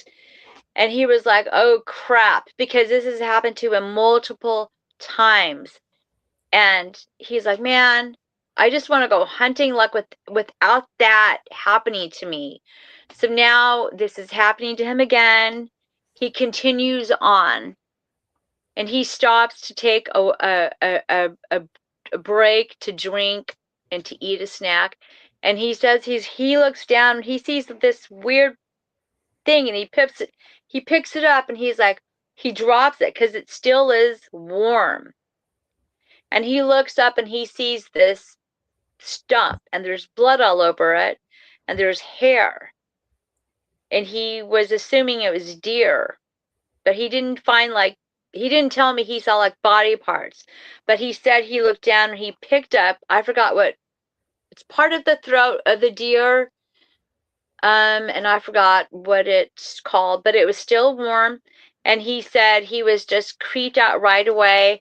And then he heard like turkeys gobbling, like making that, very close in the woods. And then all of a sudden he heard like the turkey being murdered. And it was like right there in front of him. And he was like, oh my gosh. So he started backing up, and he knew the only way out of there was to go back to the area where he saw the kill, to where he heard the loud, thrashing, because he knows that they are there, and he knows he needs to leave the area, but he didn't leave right away. So now he's backtracking, and he is just like, oh my God, why does this keep happening? So now he is going back to his truck, and right when he's feeling a little bit more safer now, he heard another roar like, I mean, not a roar, but like another bam. And he's like, this is unbelievable. Like, I just want to go hunting without dealing with this. And he said he looked down and there was like this weird glyph on the ground and he sent me a picture, but I didn't think it was a great picture. To me, it just looked like logs, like a mess. But he said, no, Mom, like it caught my attention. And then he looked up because he's in the woods. He looked up and there's this huge nest up there. He said, I could crawl in it. And I said, dang, really? And I said, did you take a picture? He's like, hell no, I was just trying to get to the truck. And I kind of laughed because now, these stories are not a big deal. And he said that I asked him, do you think that was an eagle's nest? And he said, I don't think so. But he said he left some game cameras up there and he needs to go back and get them. But he just got the hell out of Dodge. And that was his latest thing that happened to him up there in the mountains. And I asked him a couple of weeks ago, because, now there's a lot of snow up there. I said, did you go get your trail cams? And he's like, no, I didn't. So, I'm so over it, like, and now my son, he's getting into this job called, he's a framer, he's even owned his own company for a year. And now he's tired of framing. He wants to get into what they call timber cruising or something. And I'm like, you're going to be in the woods 21 days doing that job. And this could be anywhere in Oregon. This could be Washington. It could be North California. He said he's going to get hired on and they're going to train him. And then he will be in the woods like 21 days at a time. And he can do it. He's lived out there for, days at a time. And then he'll get to come home. And I am like, are you serious? Like, are you sure you want to do that? I'm just like, so anyway, so that's where we're at today. Some other things have happened in 2021. I learned to sage the property, to protect the property. I learned to protect myself when I get out. I don't go out and research now. Everything I do, everyone I'm associated with, we're pretty much at the same mindset. I'm not out here to prove anything. We're here to. I'm past the researching stage. I'm past the hows, the knocks. I'm past all of that. A lot of people that I was associated with are not happy that I have gone this way. Now they're coming to me and saying, so this happened to me, and it's something woo related, and I am like, okay, so I don't take anything. I don't take bones unless it's meant. I don't take anything unless it's meant like as a gift. We have certain protocol now. It's I'm past the wanting to bang on trees, wanting to past all that. Now it's about communicating with them, learning what this next stage is about. And my whole family has had just a lot of things happen. I have said this over and over, 10 people can be out in the woods and 2 people can have one experience and the rest can have a whole other different experience. And understanding. So just if I tell you something that's happened to me and someone says, I don't remember it that way, that's because you can't see what I can see, or you didn't hear it was meant for me. And people don't understand that concept because I skipped over a lot of woo things because obviously of the time. One of the things that I discovered in 2017 was at Christmas time, we took a picture. It was my older son, his girlfriend, she's a photographer. It was my husband, me, and my younger son. Keep in mind, 2017 May was when it was the turning point for me because they slapped my house, and I, that was just when I said, okay, bring it on. I want to know more. And that winter at Christmas, we took a photo like out in the road. And it's a really cool looking photo because we had like on our hunting gear and our rifles and our weapons, and like someone had an AR standing there like that, and someone else had another rifle. I don't know whose idea that was. My older son's girlfriend, Rochelle, put up her tripod and set the timer, and we took the photo. Someone contacted me, and you know, I said, hey, Merry Christmas on Facebook. And a friend of mine who is a shaman contacted me and said, hey, there's a wolf above your head. I'm like, what are you talking about? Basically, in the photo are things in the trees, and there's this wolf above my head. I didn't see it right away. I saw it months later. So the more I accepted this, the more I started seeing things, the more I started walking like with one foot in this reality and one foot in this other reality. And that's where I'm at today, with just more of it's normal now. I have completely just flipped the switch of where I started and where I live. Everything that's happened to us. It's a continuous journey of discernment that you have to be on your game all the time. Not to say that it's an awful place to live, but I just feel like sometimes like I just attract, like, why do you want to mess with me, spirit? You know, my younger son and his girlfriend in 2017. No, I'm sorry, 2021. Excuse me. My husband and me. My husband said, I'm retiring. Let's hit the road. I was not on board for that in the beginning, but we had a brand new toy hauler, and it was not the toy hauler that I was describing in 2017. We traded that one in for the one that we got in 2021, I believe. Or anyway, so that year, that October is when me and my husband hit the road from October. And we, you know, he loaded up his Harley in the back. We loaded up the dogs, and we hit the road, and we do this every year. But I would find out 2 years later from my son what happened to them when we left. And it really upset me. And I'm still worried about it today because I'm not there. And he's not really on board with this topic of the whole native research thing, respect. You know, I had been told by people who have remote viewed my property that, and also by some of the other people that I work with, that that's his journey. He is a lot more intuitive than I am. He will have to decide for himself in life if he wants to accept.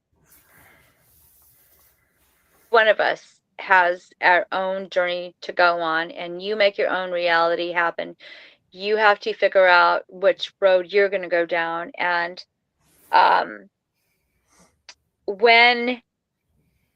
so basically what happened is that his fiance and him were asleep in bed one night, and she was awoken. And this is probably the worst of everything, because now we're talking evil stuff here. Like nothing like this has ever happened to me.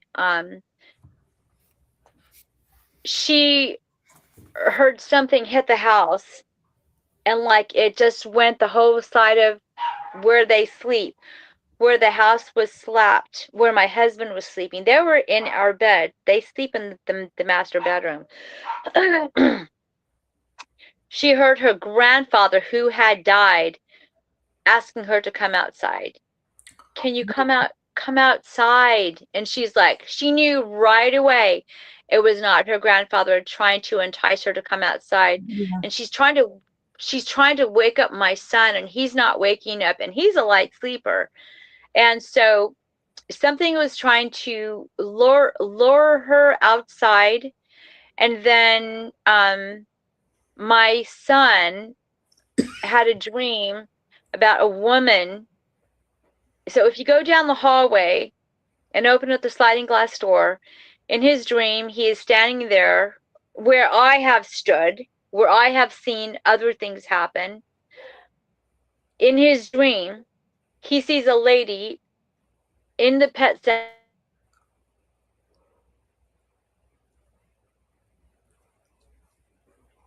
Oh boy. A white lace gown. It's ripped, and she is sitting in the tree, and she's just like looking at him, like with a vile look, and she's wanting him to come outside. And he says he wakes up from this dream, and he described the dress. It was torn, it was lace, and it was like the pioneer days.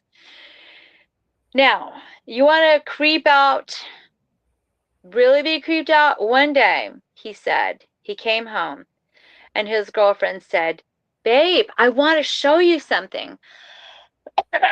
She had been given a dress by her grandmother. She put it on to model it for him.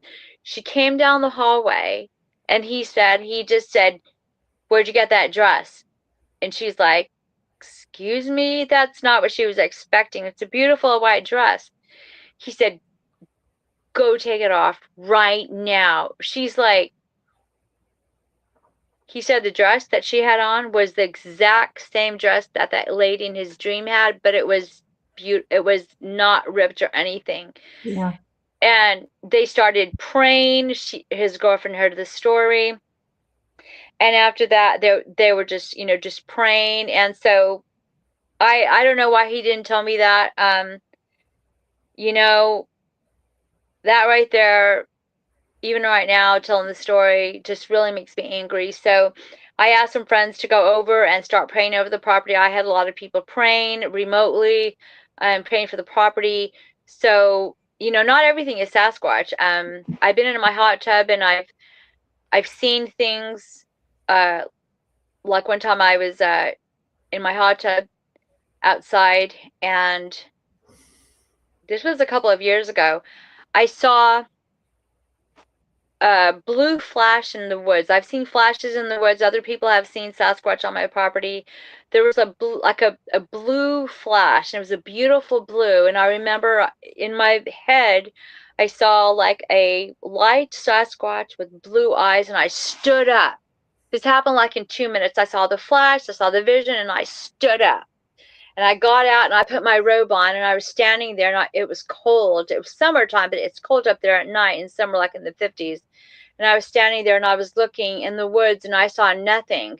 And then I went inside, and I contacted my friend, and she said, yeah, there are some, I've heard of reports of some albino Sasquatches or lighter with blue eyes. And I was like, well, why was I shown that? So there's a lot of things that have happened. So now I hear things all the time, and there's nothing there. I can see things in photos that a lot of people, can't see. I try to live a high vibrational life, which means, I see things differently. I practice my life differently, but I mean, I'm a human too. I have learned more about my my lineage. So now we spend half the year in Texas and half the year in Idaho, and I just continue to hear these stories. And I'm at that point too where I want to sell my property before my kids live there and have kids, and then what? Or do we stay there and continue? I don't want to make it sound like it's evil, but I've tapped into this area into. I had a UFO encounter that happened as well. Excuse me. They've howled at me inside the house at 2:20 a.m. Me and my husband, they woke us up one night. This was 2019. I think like March. I don't remember. Maybe it was 2020. But literally, we were woken up and at 2:20 a.m. and I was like, "What the hell was that?" And my husband's like, "Well, that wasn't the dogs." And he's like, go tell him to be quiet. I'm like, like what? I mean, there's nobody, there's no howling anymore. So I'm a light sleeper. So 3 hours later, I woke up at 5:15 a.m. and so now my son is driving. He's working. He leaves at 5:50 a.m. Right after he left, I had let the dogs out. Was it right before? No, I'm sorry. It was right when I woke up. He was still getting dressed. I banged on his door. I'm like, hey, wake up. I went to go make the coffee. I opened up the front door. It's super dark outside. I'm tired because I haven't had any sleep. And up there, the truckers, the loggers will work up there when it's up on the mountain, and I can see the lights up there. So when I opened up the door, I had my Malamute went outside. So did Gunner. So did my Australian Shepherd. And I saw the lights on the mountain. I'm like, oh, cool. And then I saw this light go up, and it started flying around. It was a freaking UFO. I'm like, oh my gosh. So I grabbed my phone and I closed the door and I stepped out on the front porch, and my Malamute, doesn't bark. Anyone who knows huskies go woof, woof, they don't bark. So I closed the door and I'm standing on the front porch and I'm trying to record, and I'm hearing something being pelted at me from the left. It's pine cones. I realize, so I'm filming, they're throwing pine cones at me, and I'm like, I'm not afraid. I'm like, why are you guys throwing pine cones at me? I'm assuming it's the juveniles. And my dog is, I'm looking at my dog and the other dogs, and then the Gunner goes off in the dark, and excuse me, I say, stay the F over there, because I realize they're trying to warn me about something. And then they throw a pine cone or a stone and it hits my truck. So I have all this on video, and I say, stay over there. And then you can hear me say, I'm just looking. I'm just trying to film this. Like, why are you guys, like, don't be hitting my truck. And then you can hear a stick break. It's like they're having a fit in the woods. And then I end up going inside, and I never figured out what that was about. I don't know why they woke us up at 2:20 a.m. I don't know why they were having a fit that I was out there with that UFO. I mean, my life sounds crazy, right? Anyway, I could go on and on, y'all, but it is 9:30, and I'm sure y'all are like, oh my God, shut up. It's 10:30 here. Oh crap. Well, all you had to do was say, shut up. Yeah, we got that East Coast time, No, you have fascinating stories, Cindy, and I know you and I have chatted a little bit online through Facebook, and I've heard quite a bit of you, through Kumbo and Bear, all their old stories. Okay. Yeah. Yeah. Boykin Springs had been a popular spot. It still does. I know I regret giving out locations, but I was not the first one to do that. So yeah, don't hit the messenger. And just so today, what is happening is I totally am 100%.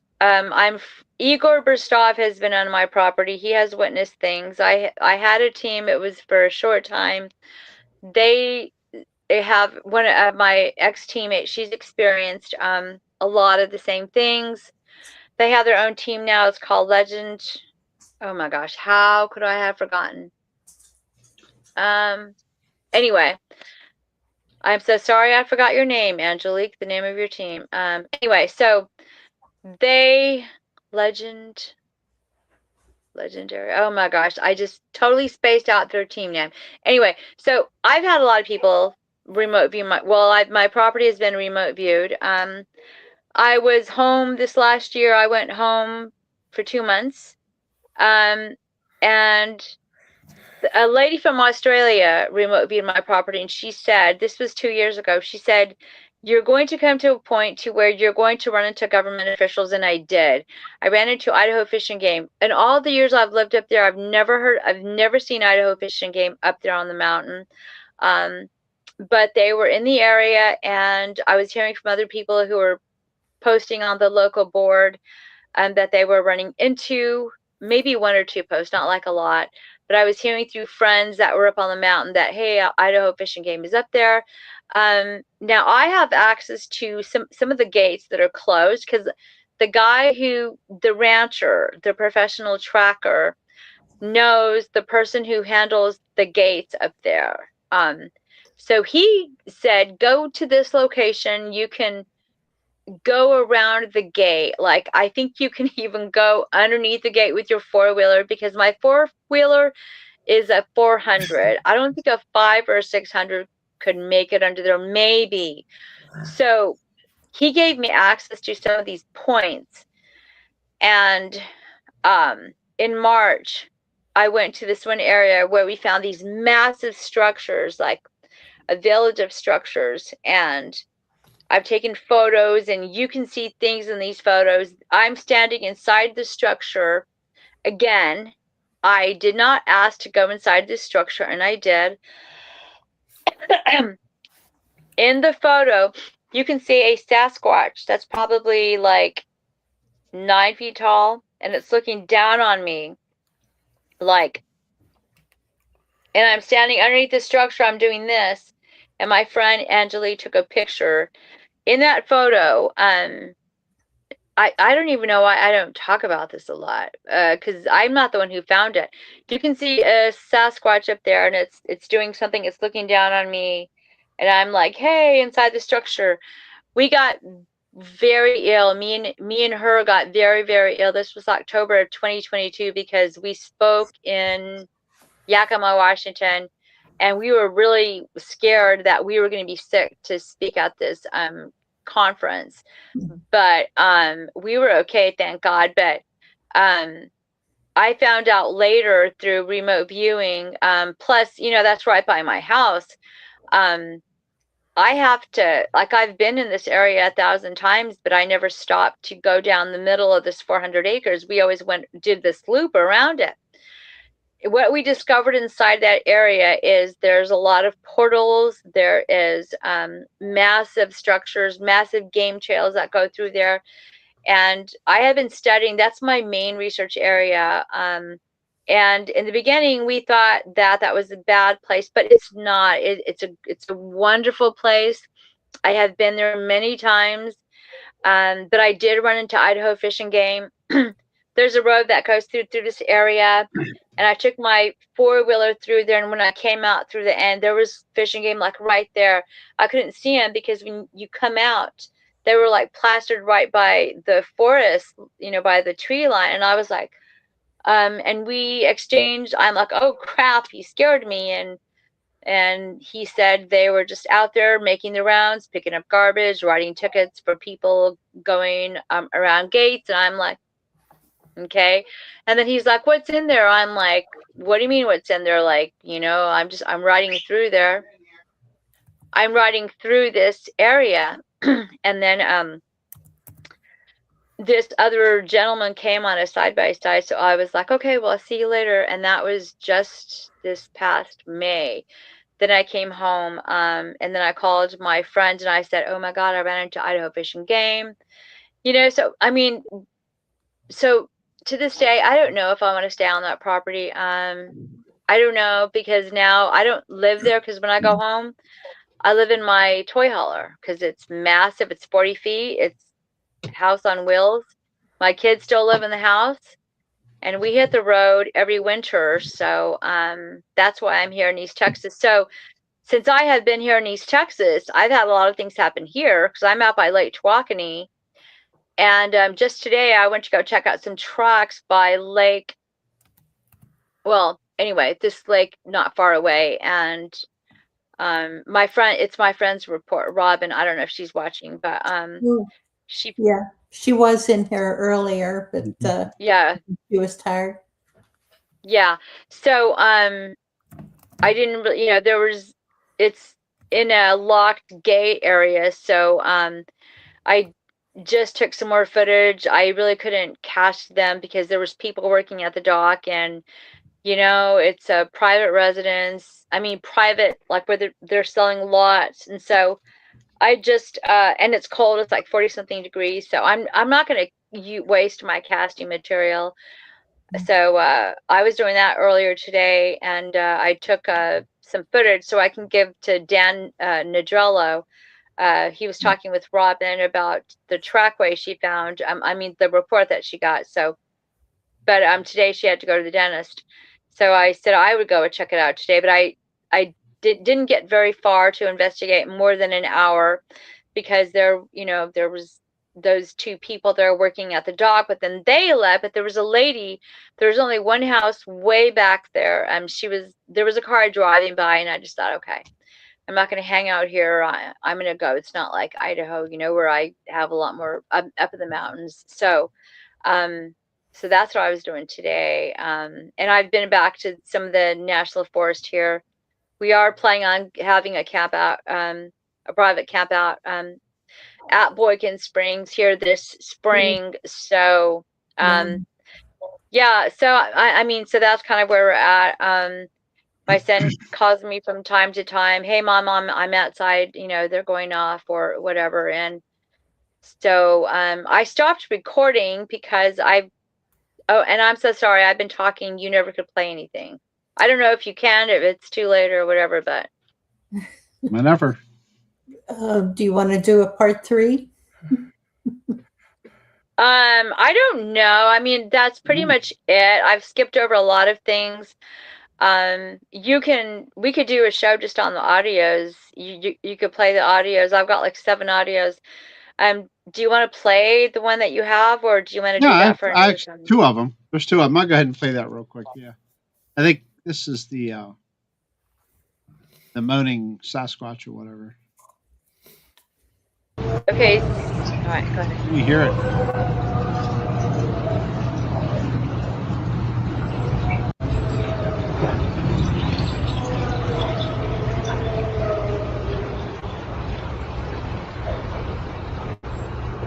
That's pretty much it.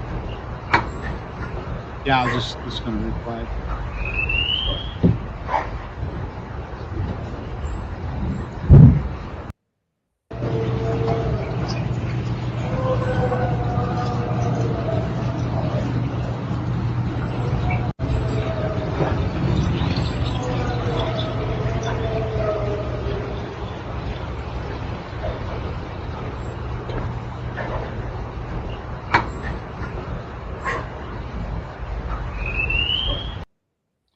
Pretty interesting. I'll load the other one up here real quick.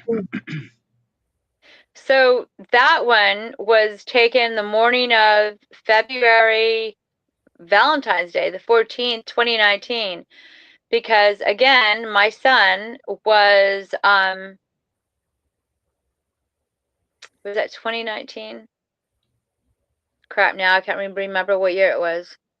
Anyway, I just dropped him off to be picked up to go to work, and then I had just gotten home, and I got out of my car, and I heard it going off, so I grabbed my phone and I recorded that. So Tobe Johnson did that cleanup of that from the original. You'll hear them whistling back and forth. That was what he caught. David Ellis actually has a better version of that he's cleaned. Excuse me, that he's cleaned up, but I can't play it yet because it's going to be for my book, because in the book it's going to have a QR code that the reader can follow, and then hit the QR code, and then you'll hear that audio in there, but it's cleaned up so much better. Yeah. So, and then you have another audio. It's ready to go. So this one, let me just explain. It was, I don't know, it was what year it was. It was after 2017, and I had just come home from work. Again, I put my audio recorder out in the backyard. This was around the time that my neighbor had said what he saw. It sounded like a dog man. This is the audio that I got around that time frame. It's 11 o'clock at night, and you'll hear the chipmunks going off, predator, and then you'll hear that canine, whatever it is. I don't know. Okay.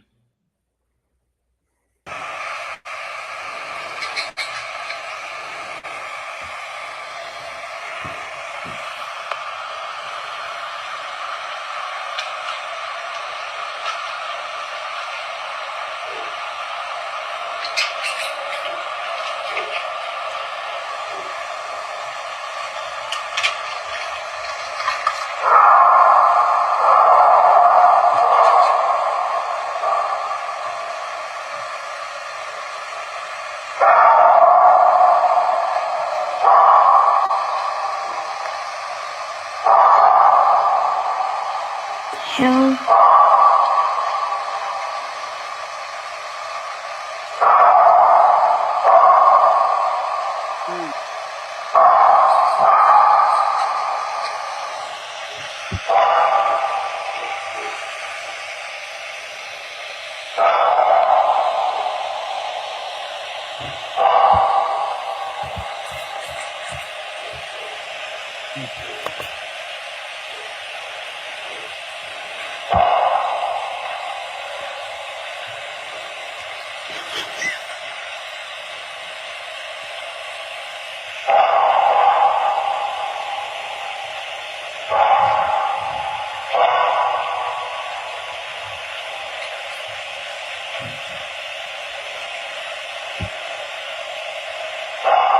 That's pretty much it. Mm-hmm.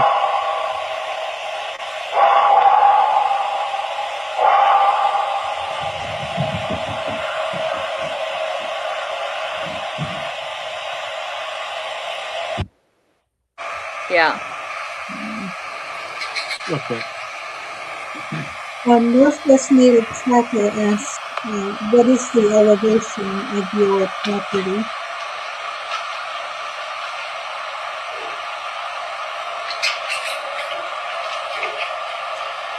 What's the elevation of your property?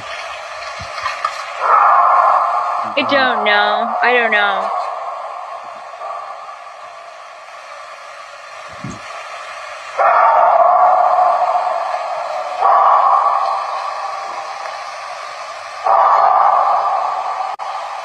Hell.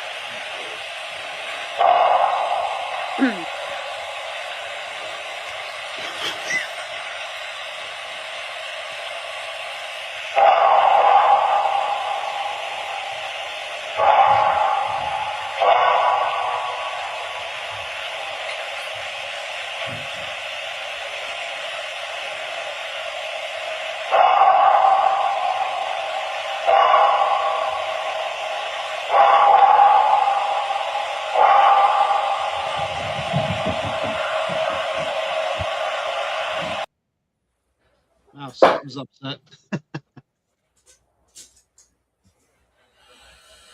Yeah. Catherine said her cat just went under the bed. And My Oh, dogs really? don't ever react to any of this stuff. I have they must hear stuff outside, and at this point, they don't care. I don't know what it is, but yeah, my Yeah. dog out and she's huddled up against my chair here. I hear I something seen her interesting moving here. around back there earlier. Yeah. The last recording sounds a lot like our really big dog man here, Northwest Tracker saying. Hey, Griff. They have that funny snappish start to their howl. Yeah, I've never heard anything like that. So I don't know what that is. I was told that there is a dogman there. There are also other dogman sightings in the area. I know one night I was again in my hot tub. No, I'm sorry. I was sleeping outside. I was doing this new thing. I was trying to not be afraid. And we put up a tent. My husband put up a tent in the woods, and I was asleep or trying to go to sleep, and I heard the canine roar, but not like that. And I went inside the house. I couldn't do it. But I mean, I have slept outside, but there was one night I tried, and I was like, really? Another thing is I hear a lot of mechanical noises at 2 a.m., 3 a.m. like that make no sense. No one's out there working. So I'm going to tell you something that I have never said on a podcast. I was talking with someone because we were going over everything, just everything. I was told there are ETs on my property. There are two portals. I've had people walk my property and they can feel the land spirits that they pushed away. We did a cleansing of the property. Someone asked me once, what do you mean you did a cleansing? Like they got mad at me. They were actually Native American, and I was like, somehow they said, who are you to tell them they have to leave? I'm like, what are you talking about? So I'm not really sure why they got upset, because my friends came over and we did sound bowls, and we had activity. They were doing the dowsing rods that were they were pinging their dowsing rods and making vibrational noises with that, and also with the sound bowls. And this girl walked my whole property, and she's into I don't know how to put it. She was telling me about what she was picking up on, and then my other research partner came over, and the next day we found a spiral. I didn't. This other girl did.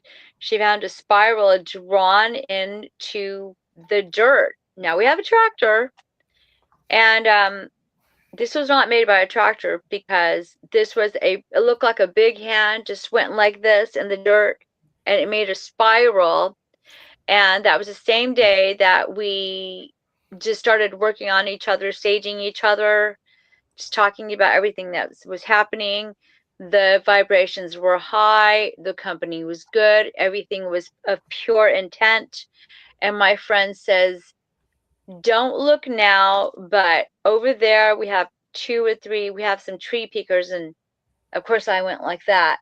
I just kind of went like that, and I could see them. They were looking behind a tree, and I've got pictures of them, but they're one of those blob photos, but I can show them to the same people and not say anything, and they can see things in these photos. So that's just kind of my life now. So much more has happened, and I just so I have a book coming out, but we've taken 2 years to edit it because I'm busy all the time. She's busy all the time. And February, hopefully it'll be done, and then I guess when I know more, it'll be released. And I don't know what the title is going to be called yet, because it's basically tells the story of what I've told y'all.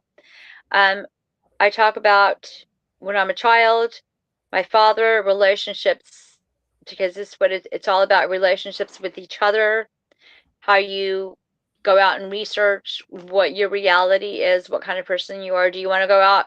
Because if I go out, like if there's 3 of us that think the same, like, okay, I just want to communicate with them more. Like I have a tree on my property. I mean, there's 5 stumps on my property. There's one that I use like a gifting, and I'm not talking food, just like rocks, pebbles, whatever, and then they'll exchange it. You know, I'm in this whole other different mindset over here. and the things that have happened, I just, I have to really just, you know, I want to talk about this. That's why I'm writing a book, because I want it there to be like, hey, this happened. You know, this happened to me. You know, you're not crazy. I want my son to keep it. I want my grandkids to be able to read it, because if we stay on this property, if he has kids, well, you know, what's going to happen to them, you know, and what happens like when I left in 2021 and, you know, those evil things came into their dreams. And I mean, you know, at what point do you say enough is enough? So that's kind of where we're at right now. But right now, I mean, we just spend our time between Texas and North Idaho, and um, it just continues, you know.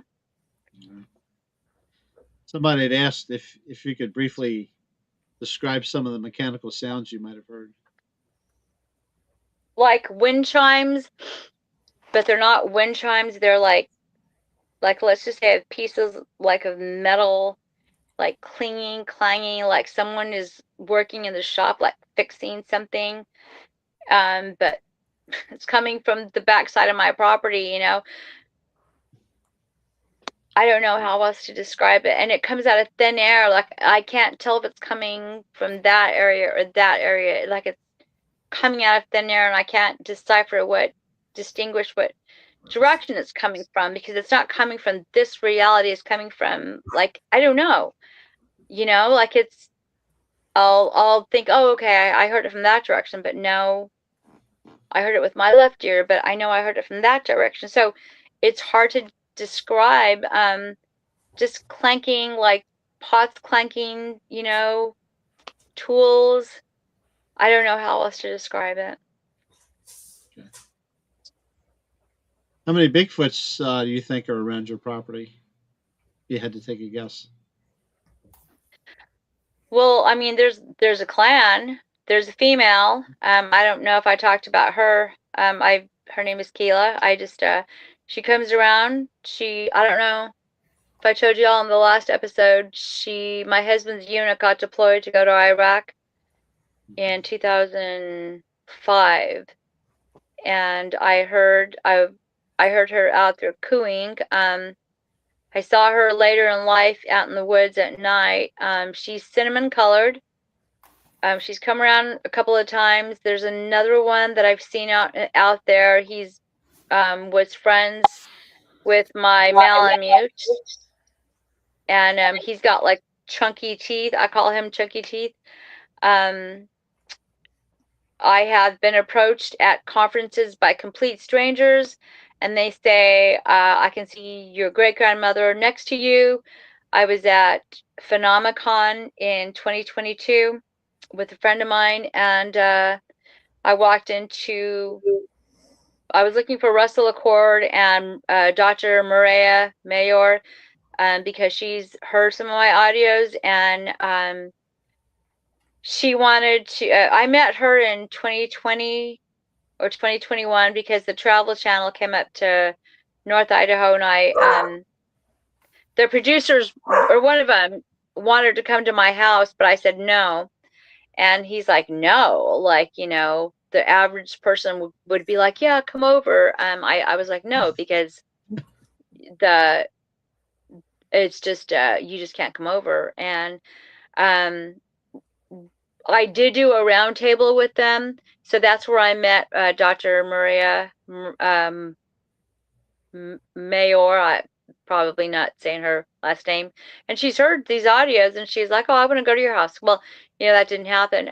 Well, anyway, I ran into her at Phenomicon, and I think she recognized me, because I was like, hey, but I didn't get very far, because my friend that was with me was trying to pull me over to go speak to the clairvoyant people that were speaking that year.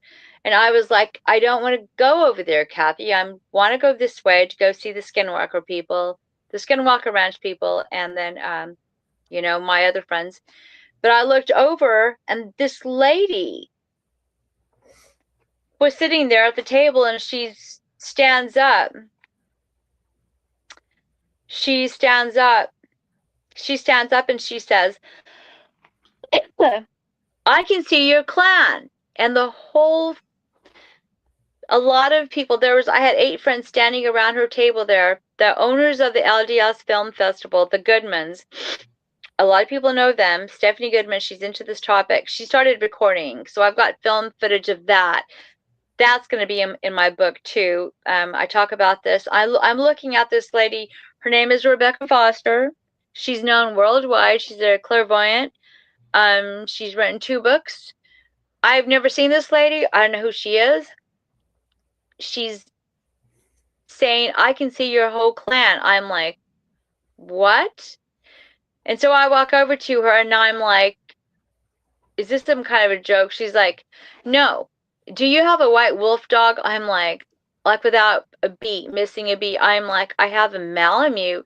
She said that my clan has telling her to tell me that my dog is sick and it's cancer. And when I get home, I need to give them maple syrup on the tree stump that looks like a teapot. And I'm like, oh my gosh, I know which tree stump that is, but my dog has cancer. And before we had hit the road, the prior weeks, my dog had been acting funny, and I caught her at the tail end of a seizure. And on the way to Phenomicon, me and my friend, I was telling her, hey, I think something is up with Star and my dog, and I even told my husband. So for this lady who I've never seen in my entire life, and everybody witnessed this there around her table, I have got it on film. She said all that, and she said, when you get home, you need to take your dog to the vet. But of course, I'm crying. My other friend is crying. And there's another guy standing off on the wall. I met him later. He's a Lakota elder. I got to know him a little bit. But when I got home, I took her to the vet, confirmed she was cancer. She had cancer. She had an enlarged heart. He put her on water pills, another medication. 4 months later, she died in my arms. Mm. And that was because of my Sasquatch telling this lady to tell me. My best friend was there. You can ask anybody who was there. I've got it on video. I'm going to put that in my book. And I wanted to interview Rebecca Foster. She was always so busy. But I asked her if I could quote her in the book, and she was like, yeah, that's fine. So I do that. I've always meant to go back. I've called her a couple of times. I plan on continuing to work with her.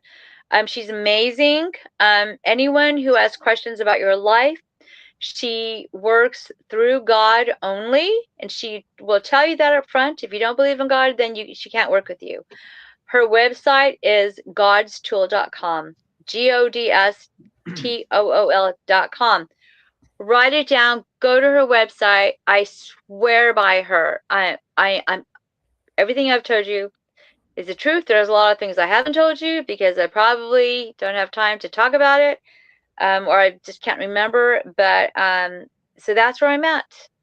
And trust me, it's cost me a lot. I've stuck my neck out there a million times.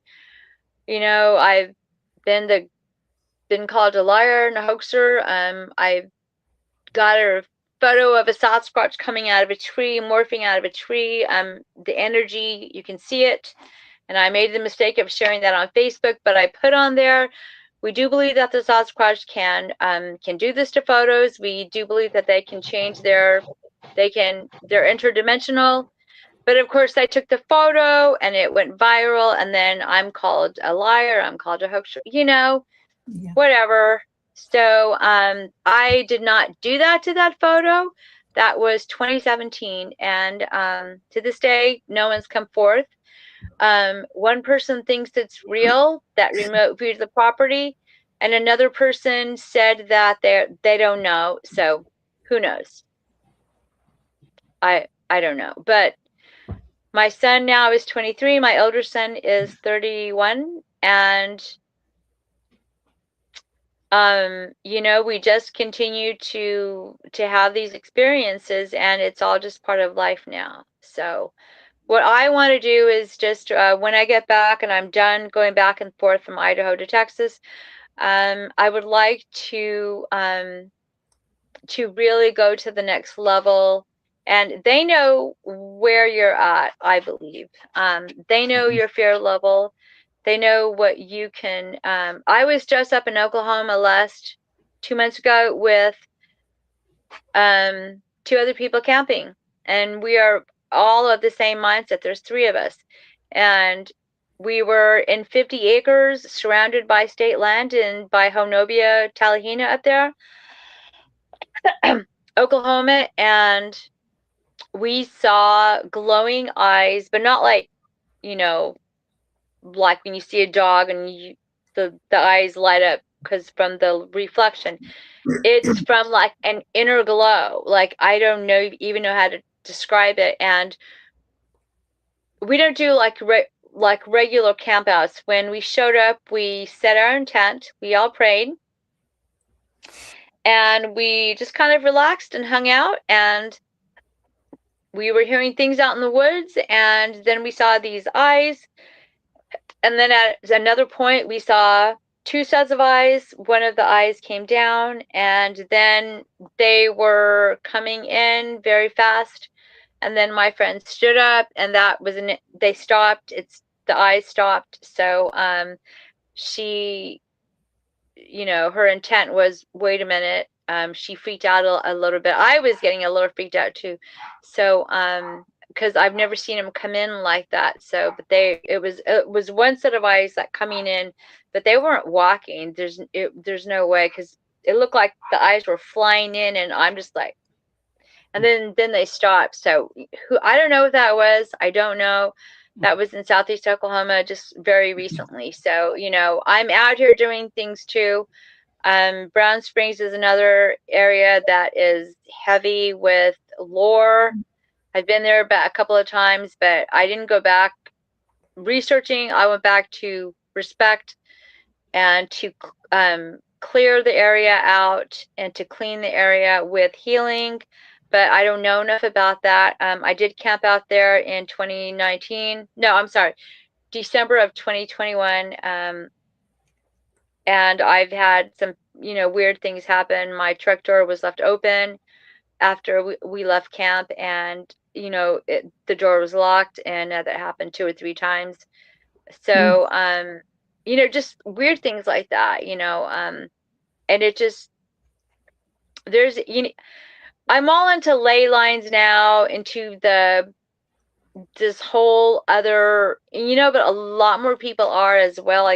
People are not laughing anymore at this. You still have the same old diehards that don't want to get past the flesh and blood concept, and that's okay. I'm not here to, but I'm so past that. And like today, I went out there like researching, science, like really, I was gonna like measuring and things like that. I was gonna cast it, but I didn't, because it was of the, it was the people there were working, and again, I just didn't feel comfortable, so I didn't. So there is science in the woo. Henry Franzoni explained it very well. He is also in my book. He's a scientist who worked with the Indians up in Yakima, with the tribes there. He's very, very well respected in his field, and he's known for explaining this phenomena. So is Ron Moorhead. I interviewed him for my book. We had some words. I interviewed Kumbo. He was earlier on in the beginning. I interviewed Luke Gross. He's amazing. He's in the beginning of my journey, and this is just, I go from flesh and blood to quantum physics. Igor Rostov has been on my property, and he'll tell you too.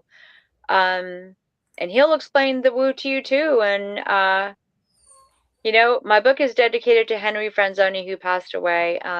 He was interviewed on A Flash of Beauty. I like both of those. I like Brett and Jill. I interviewed them as well. So that's kind of where I'm at right now. And I have no problem, telling that to people or discussing that, because I feel like this is something that we need to talk about, and that if someone needs to ask me about what's happening, then we have to harness that and protect it and write it down for future generations. I don't know what's going to happen at my house, but I know my son has a long road ahead of him, and I know he's got a greater calling than I do, and that worries me and it freaks me out for my grandchildren too. So I don't know what the answer is, and I hope I figure it out, because I would like to either stay there and get on with it, or I don't know. Anyway. Yeah. Hopefully I wasn't too boring. No, you're fine. One more here. I got Flat Rock asked if you ever heard what some say is a car door slamming shut. Oh yeah. Yeah. And I'll be like, what's that? Oh yeah.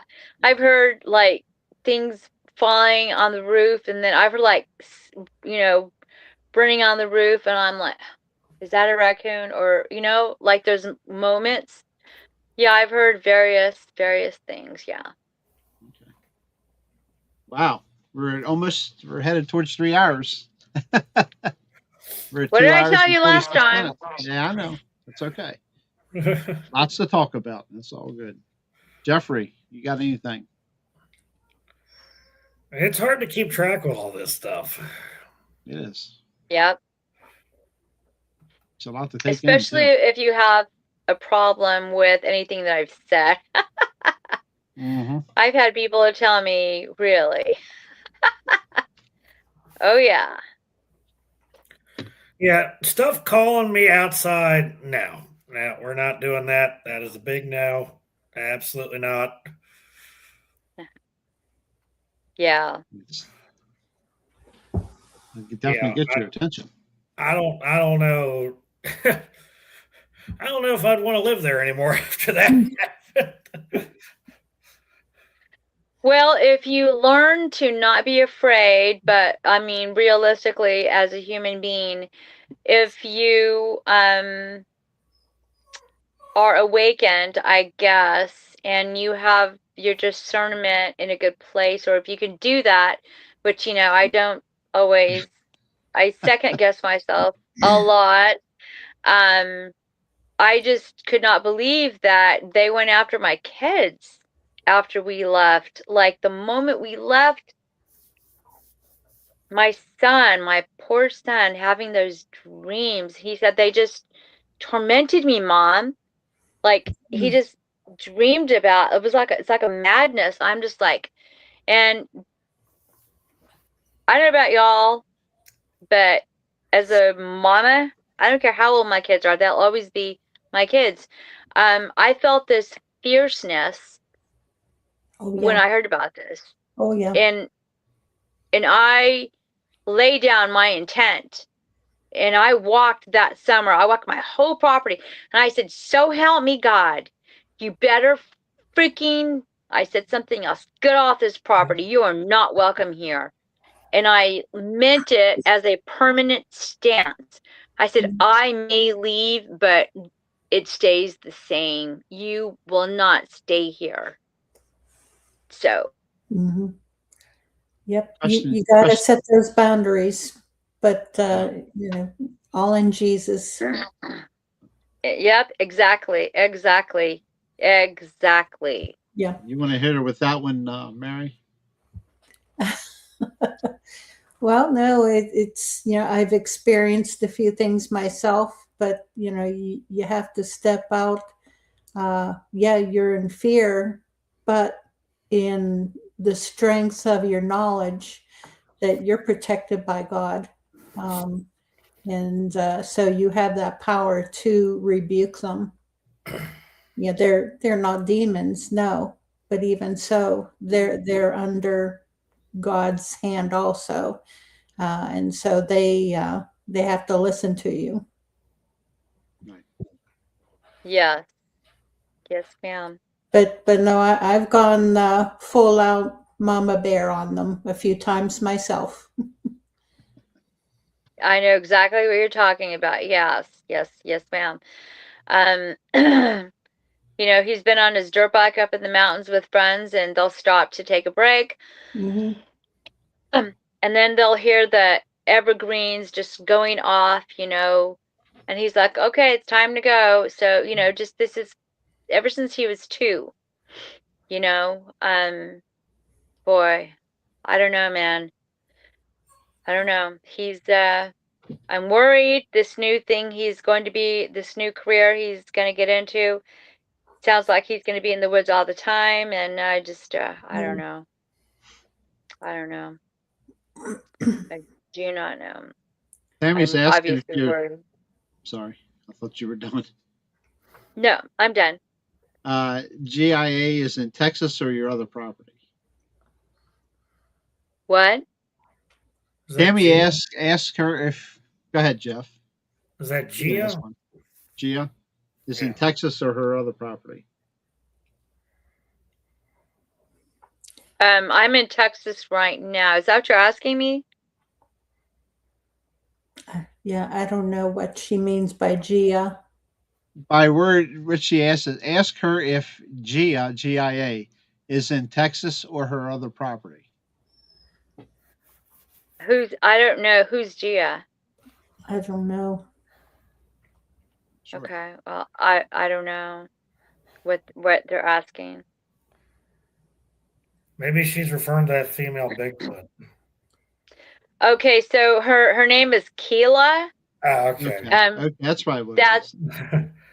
North Idaho. That's North Idaho. She's come around a couple of times.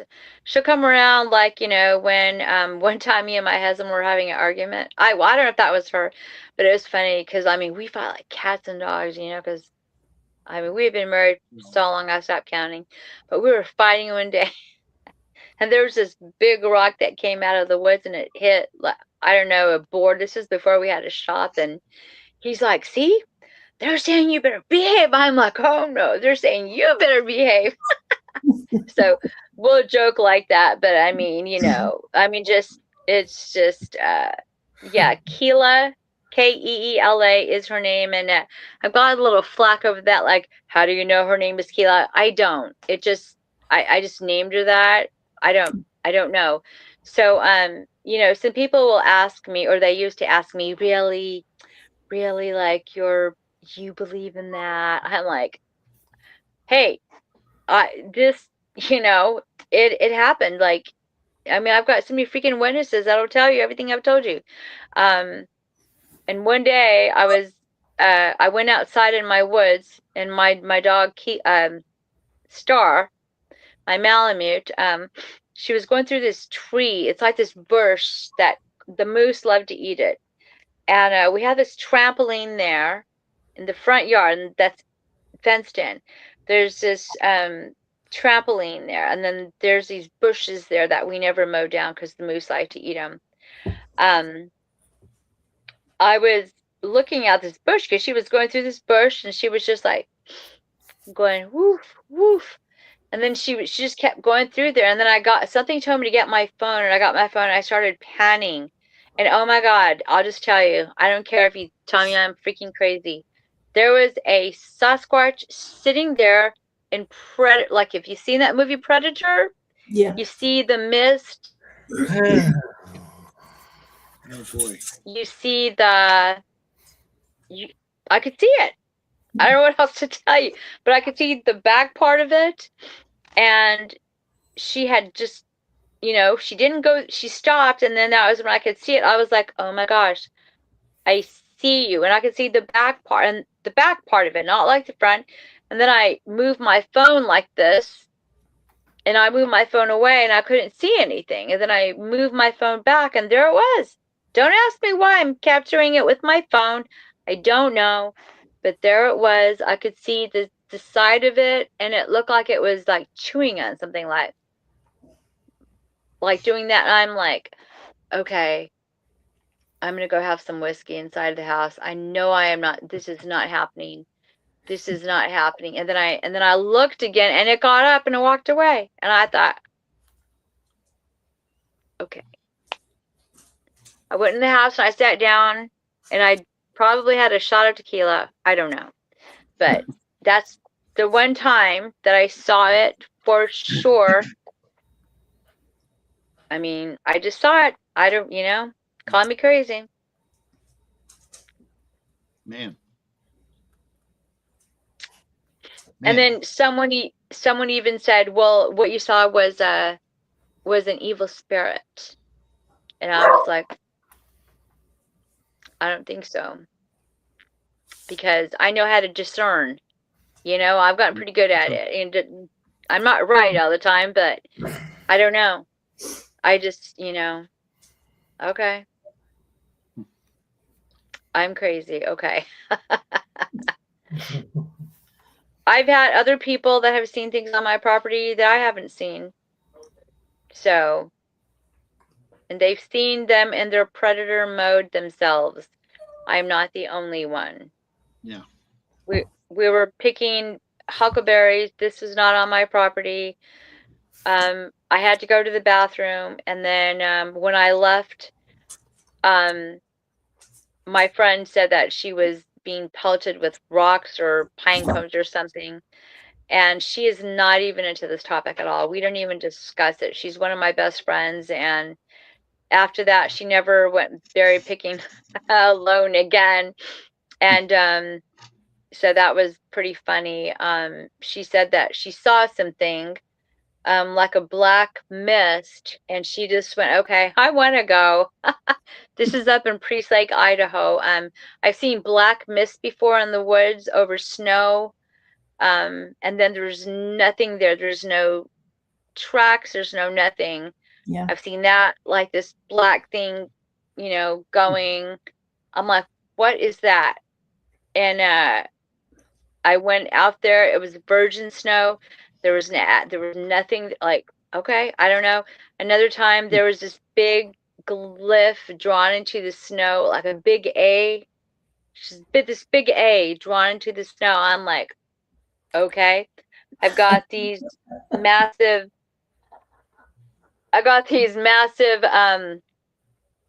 what's the word? Not X's, like an asterisk in my woods. And I've seen those in a million places, the upside down tree, seen that up in Priest Lake. And I really haven't, the small little teepees I see here in East Texas. I haven't seen those up there. I've found 3 tow tracks here in East Texas.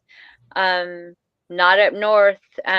Maybe one time, but that was just a partial track. I found tracks that stop, and where did they go? I mean, I could go on and on. It's maddening. It really is. Yeah. You did see him on Hoodoo Mountain, correct? I believe you said that earlier. Yes. Yep. But fast, not like, very clear, but I knew what it was because I had been on horseback, many, many times, but mainly on my own property. So on my land. We've seen other things up there. Well, not me, but I've gotten reports of this white thing that they're seeing up there. It's a shapeshifter. I got a report of a lady driving to work. And she was going down the Spirit Lake Cutoff and Peregrine Road. You can look it up on a map. And there's nothing but massive state land out there. She was driving, and she sees a moose, and she's like, oh, cool, because like the moose are down from the mountains, and it's just off in the ditch they're eating. And she says she's driving by, and she looks at it, and then she goes, this moose was like eating, and it came up, and it as she drove by, it went like this. And she just went. And then she looked in her rearview mirror. The moose went down, and then it turned into like this person spinely thing, and then it went down into the woods. So it never stood up, but she said it looked like a naked man, but it was like spinely.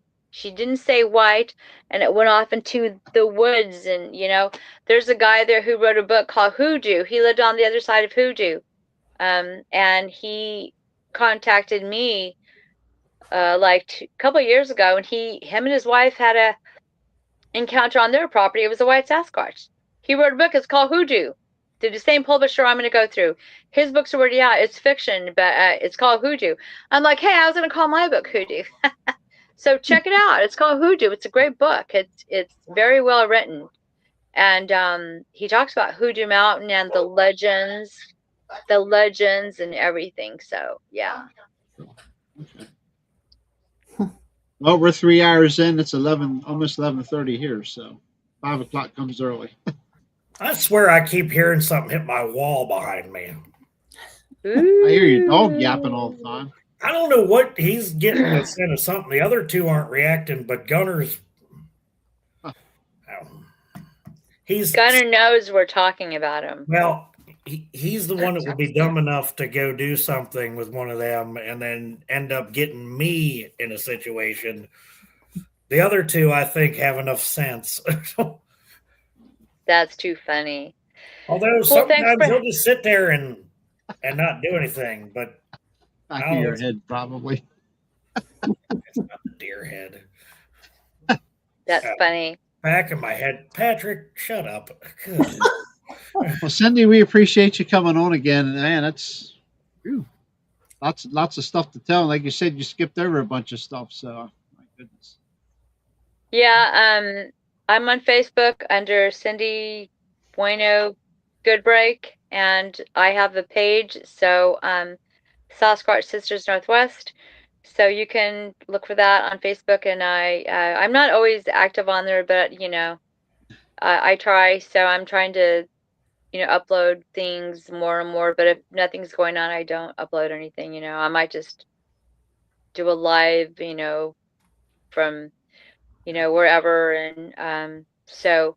But yeah, I'm here in Texas. We're hooking up with a lot of people that I used to research with, and some new friends too, like Robin and Gary. I've camped out with Gary before too, actually at Brown Springs, where some of those weird things happened. So Yep, been there. Oh, okay. Yeah. Yeah, with Kimbo. Oh, yeah. Oh, okay. Yeah, I was there too with Bear in the 90s. I don't know if I'm sure Kimbo was there. I don't know. There's just and that's another reason why I wrote the book, because I wanted, my memory is going. So, hey, it's a true story. So I was kind of, I'm like, okay, I've got to write this down. So, yeah, if people want to reach me, my email is Goodbrake, BRAKE.CINDY@gmail.com. And if you are having anything like what's happened to me, and if you have questions, I have people contact me all the time, and some are weird, but I am thinking, I'm hoping that that's what my mission is now. I don't know. So it's cost me a lot. I've lost a lot of friends. But I just try to. I'm just here to tell my story. So.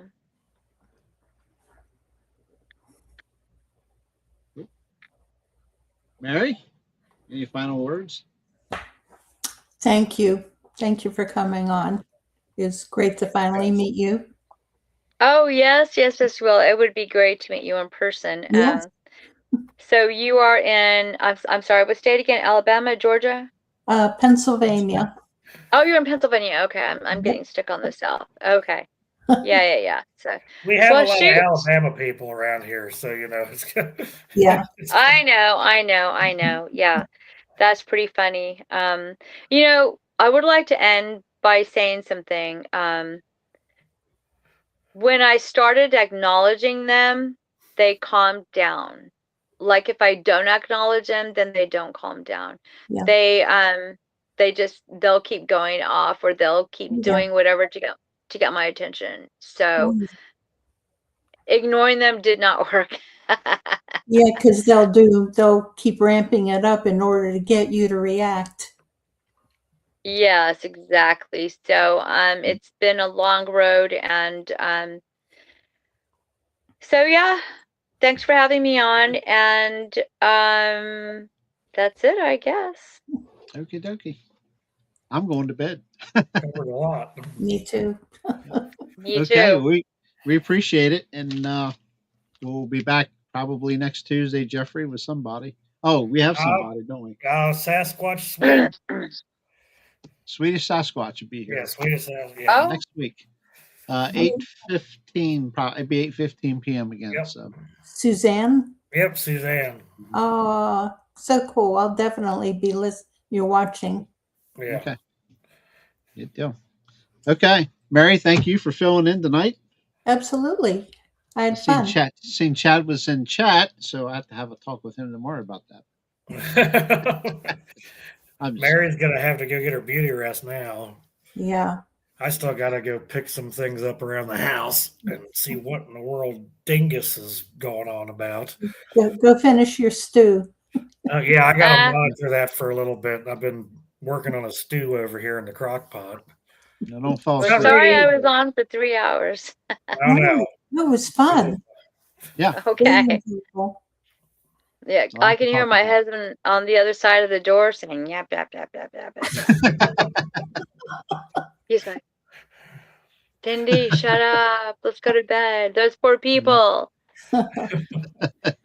No, all of ours between the 3 different groups, woodwalkers and Old Line Crypt, it's in myself. We always run about 3 hours anyway. So Yeah. Oh, It's okay. hard not to. yeah, Sometimes. I mean, sometimes chat can just get loaded, and we appreciate them. Get loaded with questions, and it's hard to get. You do the best you can to get them all answered and stuff. Yeah, and I have been doing podcasts for 10 years now, and I would like to think I'm getting better, but I'm 61, 62. I'm going to be 62. I'm super ADD, and I hop around a lot, so thank you for keeping up. If you Yeah. Could you imagine how bad it would be if Kuhnbo and I were talking? We'd probably be there for the whole week. 5 hours. You'd fall asleep, Jeff. You would fall asleep, Jeff. there was one episode on somebody's show, can't remember. Kumbo was on, and the show was like 6 hours long. It was Roger. Roger Williams. Okay. Watching Holler, yeah. I actually went to We're bed, headed to woke breakout. up, and the show was still going. Yeah. We're headed to breakout record on our 100th show, so. Oh my God. Well, I think the one of the last times he was on Woodwalkers, Kuhnbo was talking, and Greg went and cooked for an hour and came back, and it was still another Yeah. I talked with him today at Kumbo. I'm trying to get him to come down to my friend Tanya Kordak's museum there, the Bigfoot Enigma Museum and Research Center out of Clayton, Oklahoma. They're having monthly events. So February, there's going to be a guy by the name of Dino Russo. He will be discussing remote viewing. In March, there's going to be a guy named Mark. He's going to be talking about portals over the Washitas and the Woo and quantum stuff. And then in April, I'm speaking at the museum with Jess Southern. She's living in the South now. So we will be talking there, and I'm going to be talking more of like the area there and like when I was there, like the first show that I did with y'all. And then in May, they're going to have something really fun. There's a guy by the name of Dave.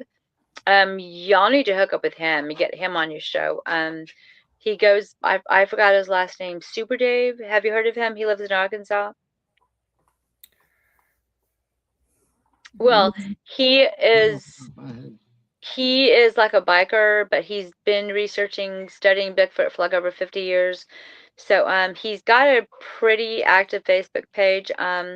So May, they're doing bikers and Bigfoot. So that's going to be fun. Yeah, we'll probably ride, if the weather's good, ride the Harley up there from here. It's 2.5 hours from East Texas, where I live, and those are my old stomping grounds too. So yeah, if anybody's in Southeast Oklahoma, yeah, look up the museum. And we're trying to get events going every single month, to keep to bring income and to keep the ball rolling, something new and different. So so if you haven't been there, huh? I'm sorry. Did the museum in Talahena, did they move? Yes. from Okay. Tallahassee to Clayton. Yes. Okay. Yes. Is that Dave Osborne? That's what Corky was asking. I don't know his last name. I'm so sorry. I don't know. But he is over one of the biggest chapters of my a biker group. It's I don't know, but I know he's going to be speaking at the Falk Monster Festival. So if you go to that page, you can see Dave and who he is. So he'll be involved with that. You know, Craig Woolheater's group. So that is in, I forgot what month, spring. I got the hiccup. Spring. So looks you like I can got look. some research to do after the big freeze is over. Yeah. Well, y'all Yeah. have a good night, and thanks for having me on. Yes. We appreciate Same you to coming you. on. Thank you. Thank Everybody you. else, we will see everybody next Tuesday. Don't be 8:50 too hard p.m. on your husband. Yeah. Probably already. All right. Good night, everybody. We'll see you next Tuesday.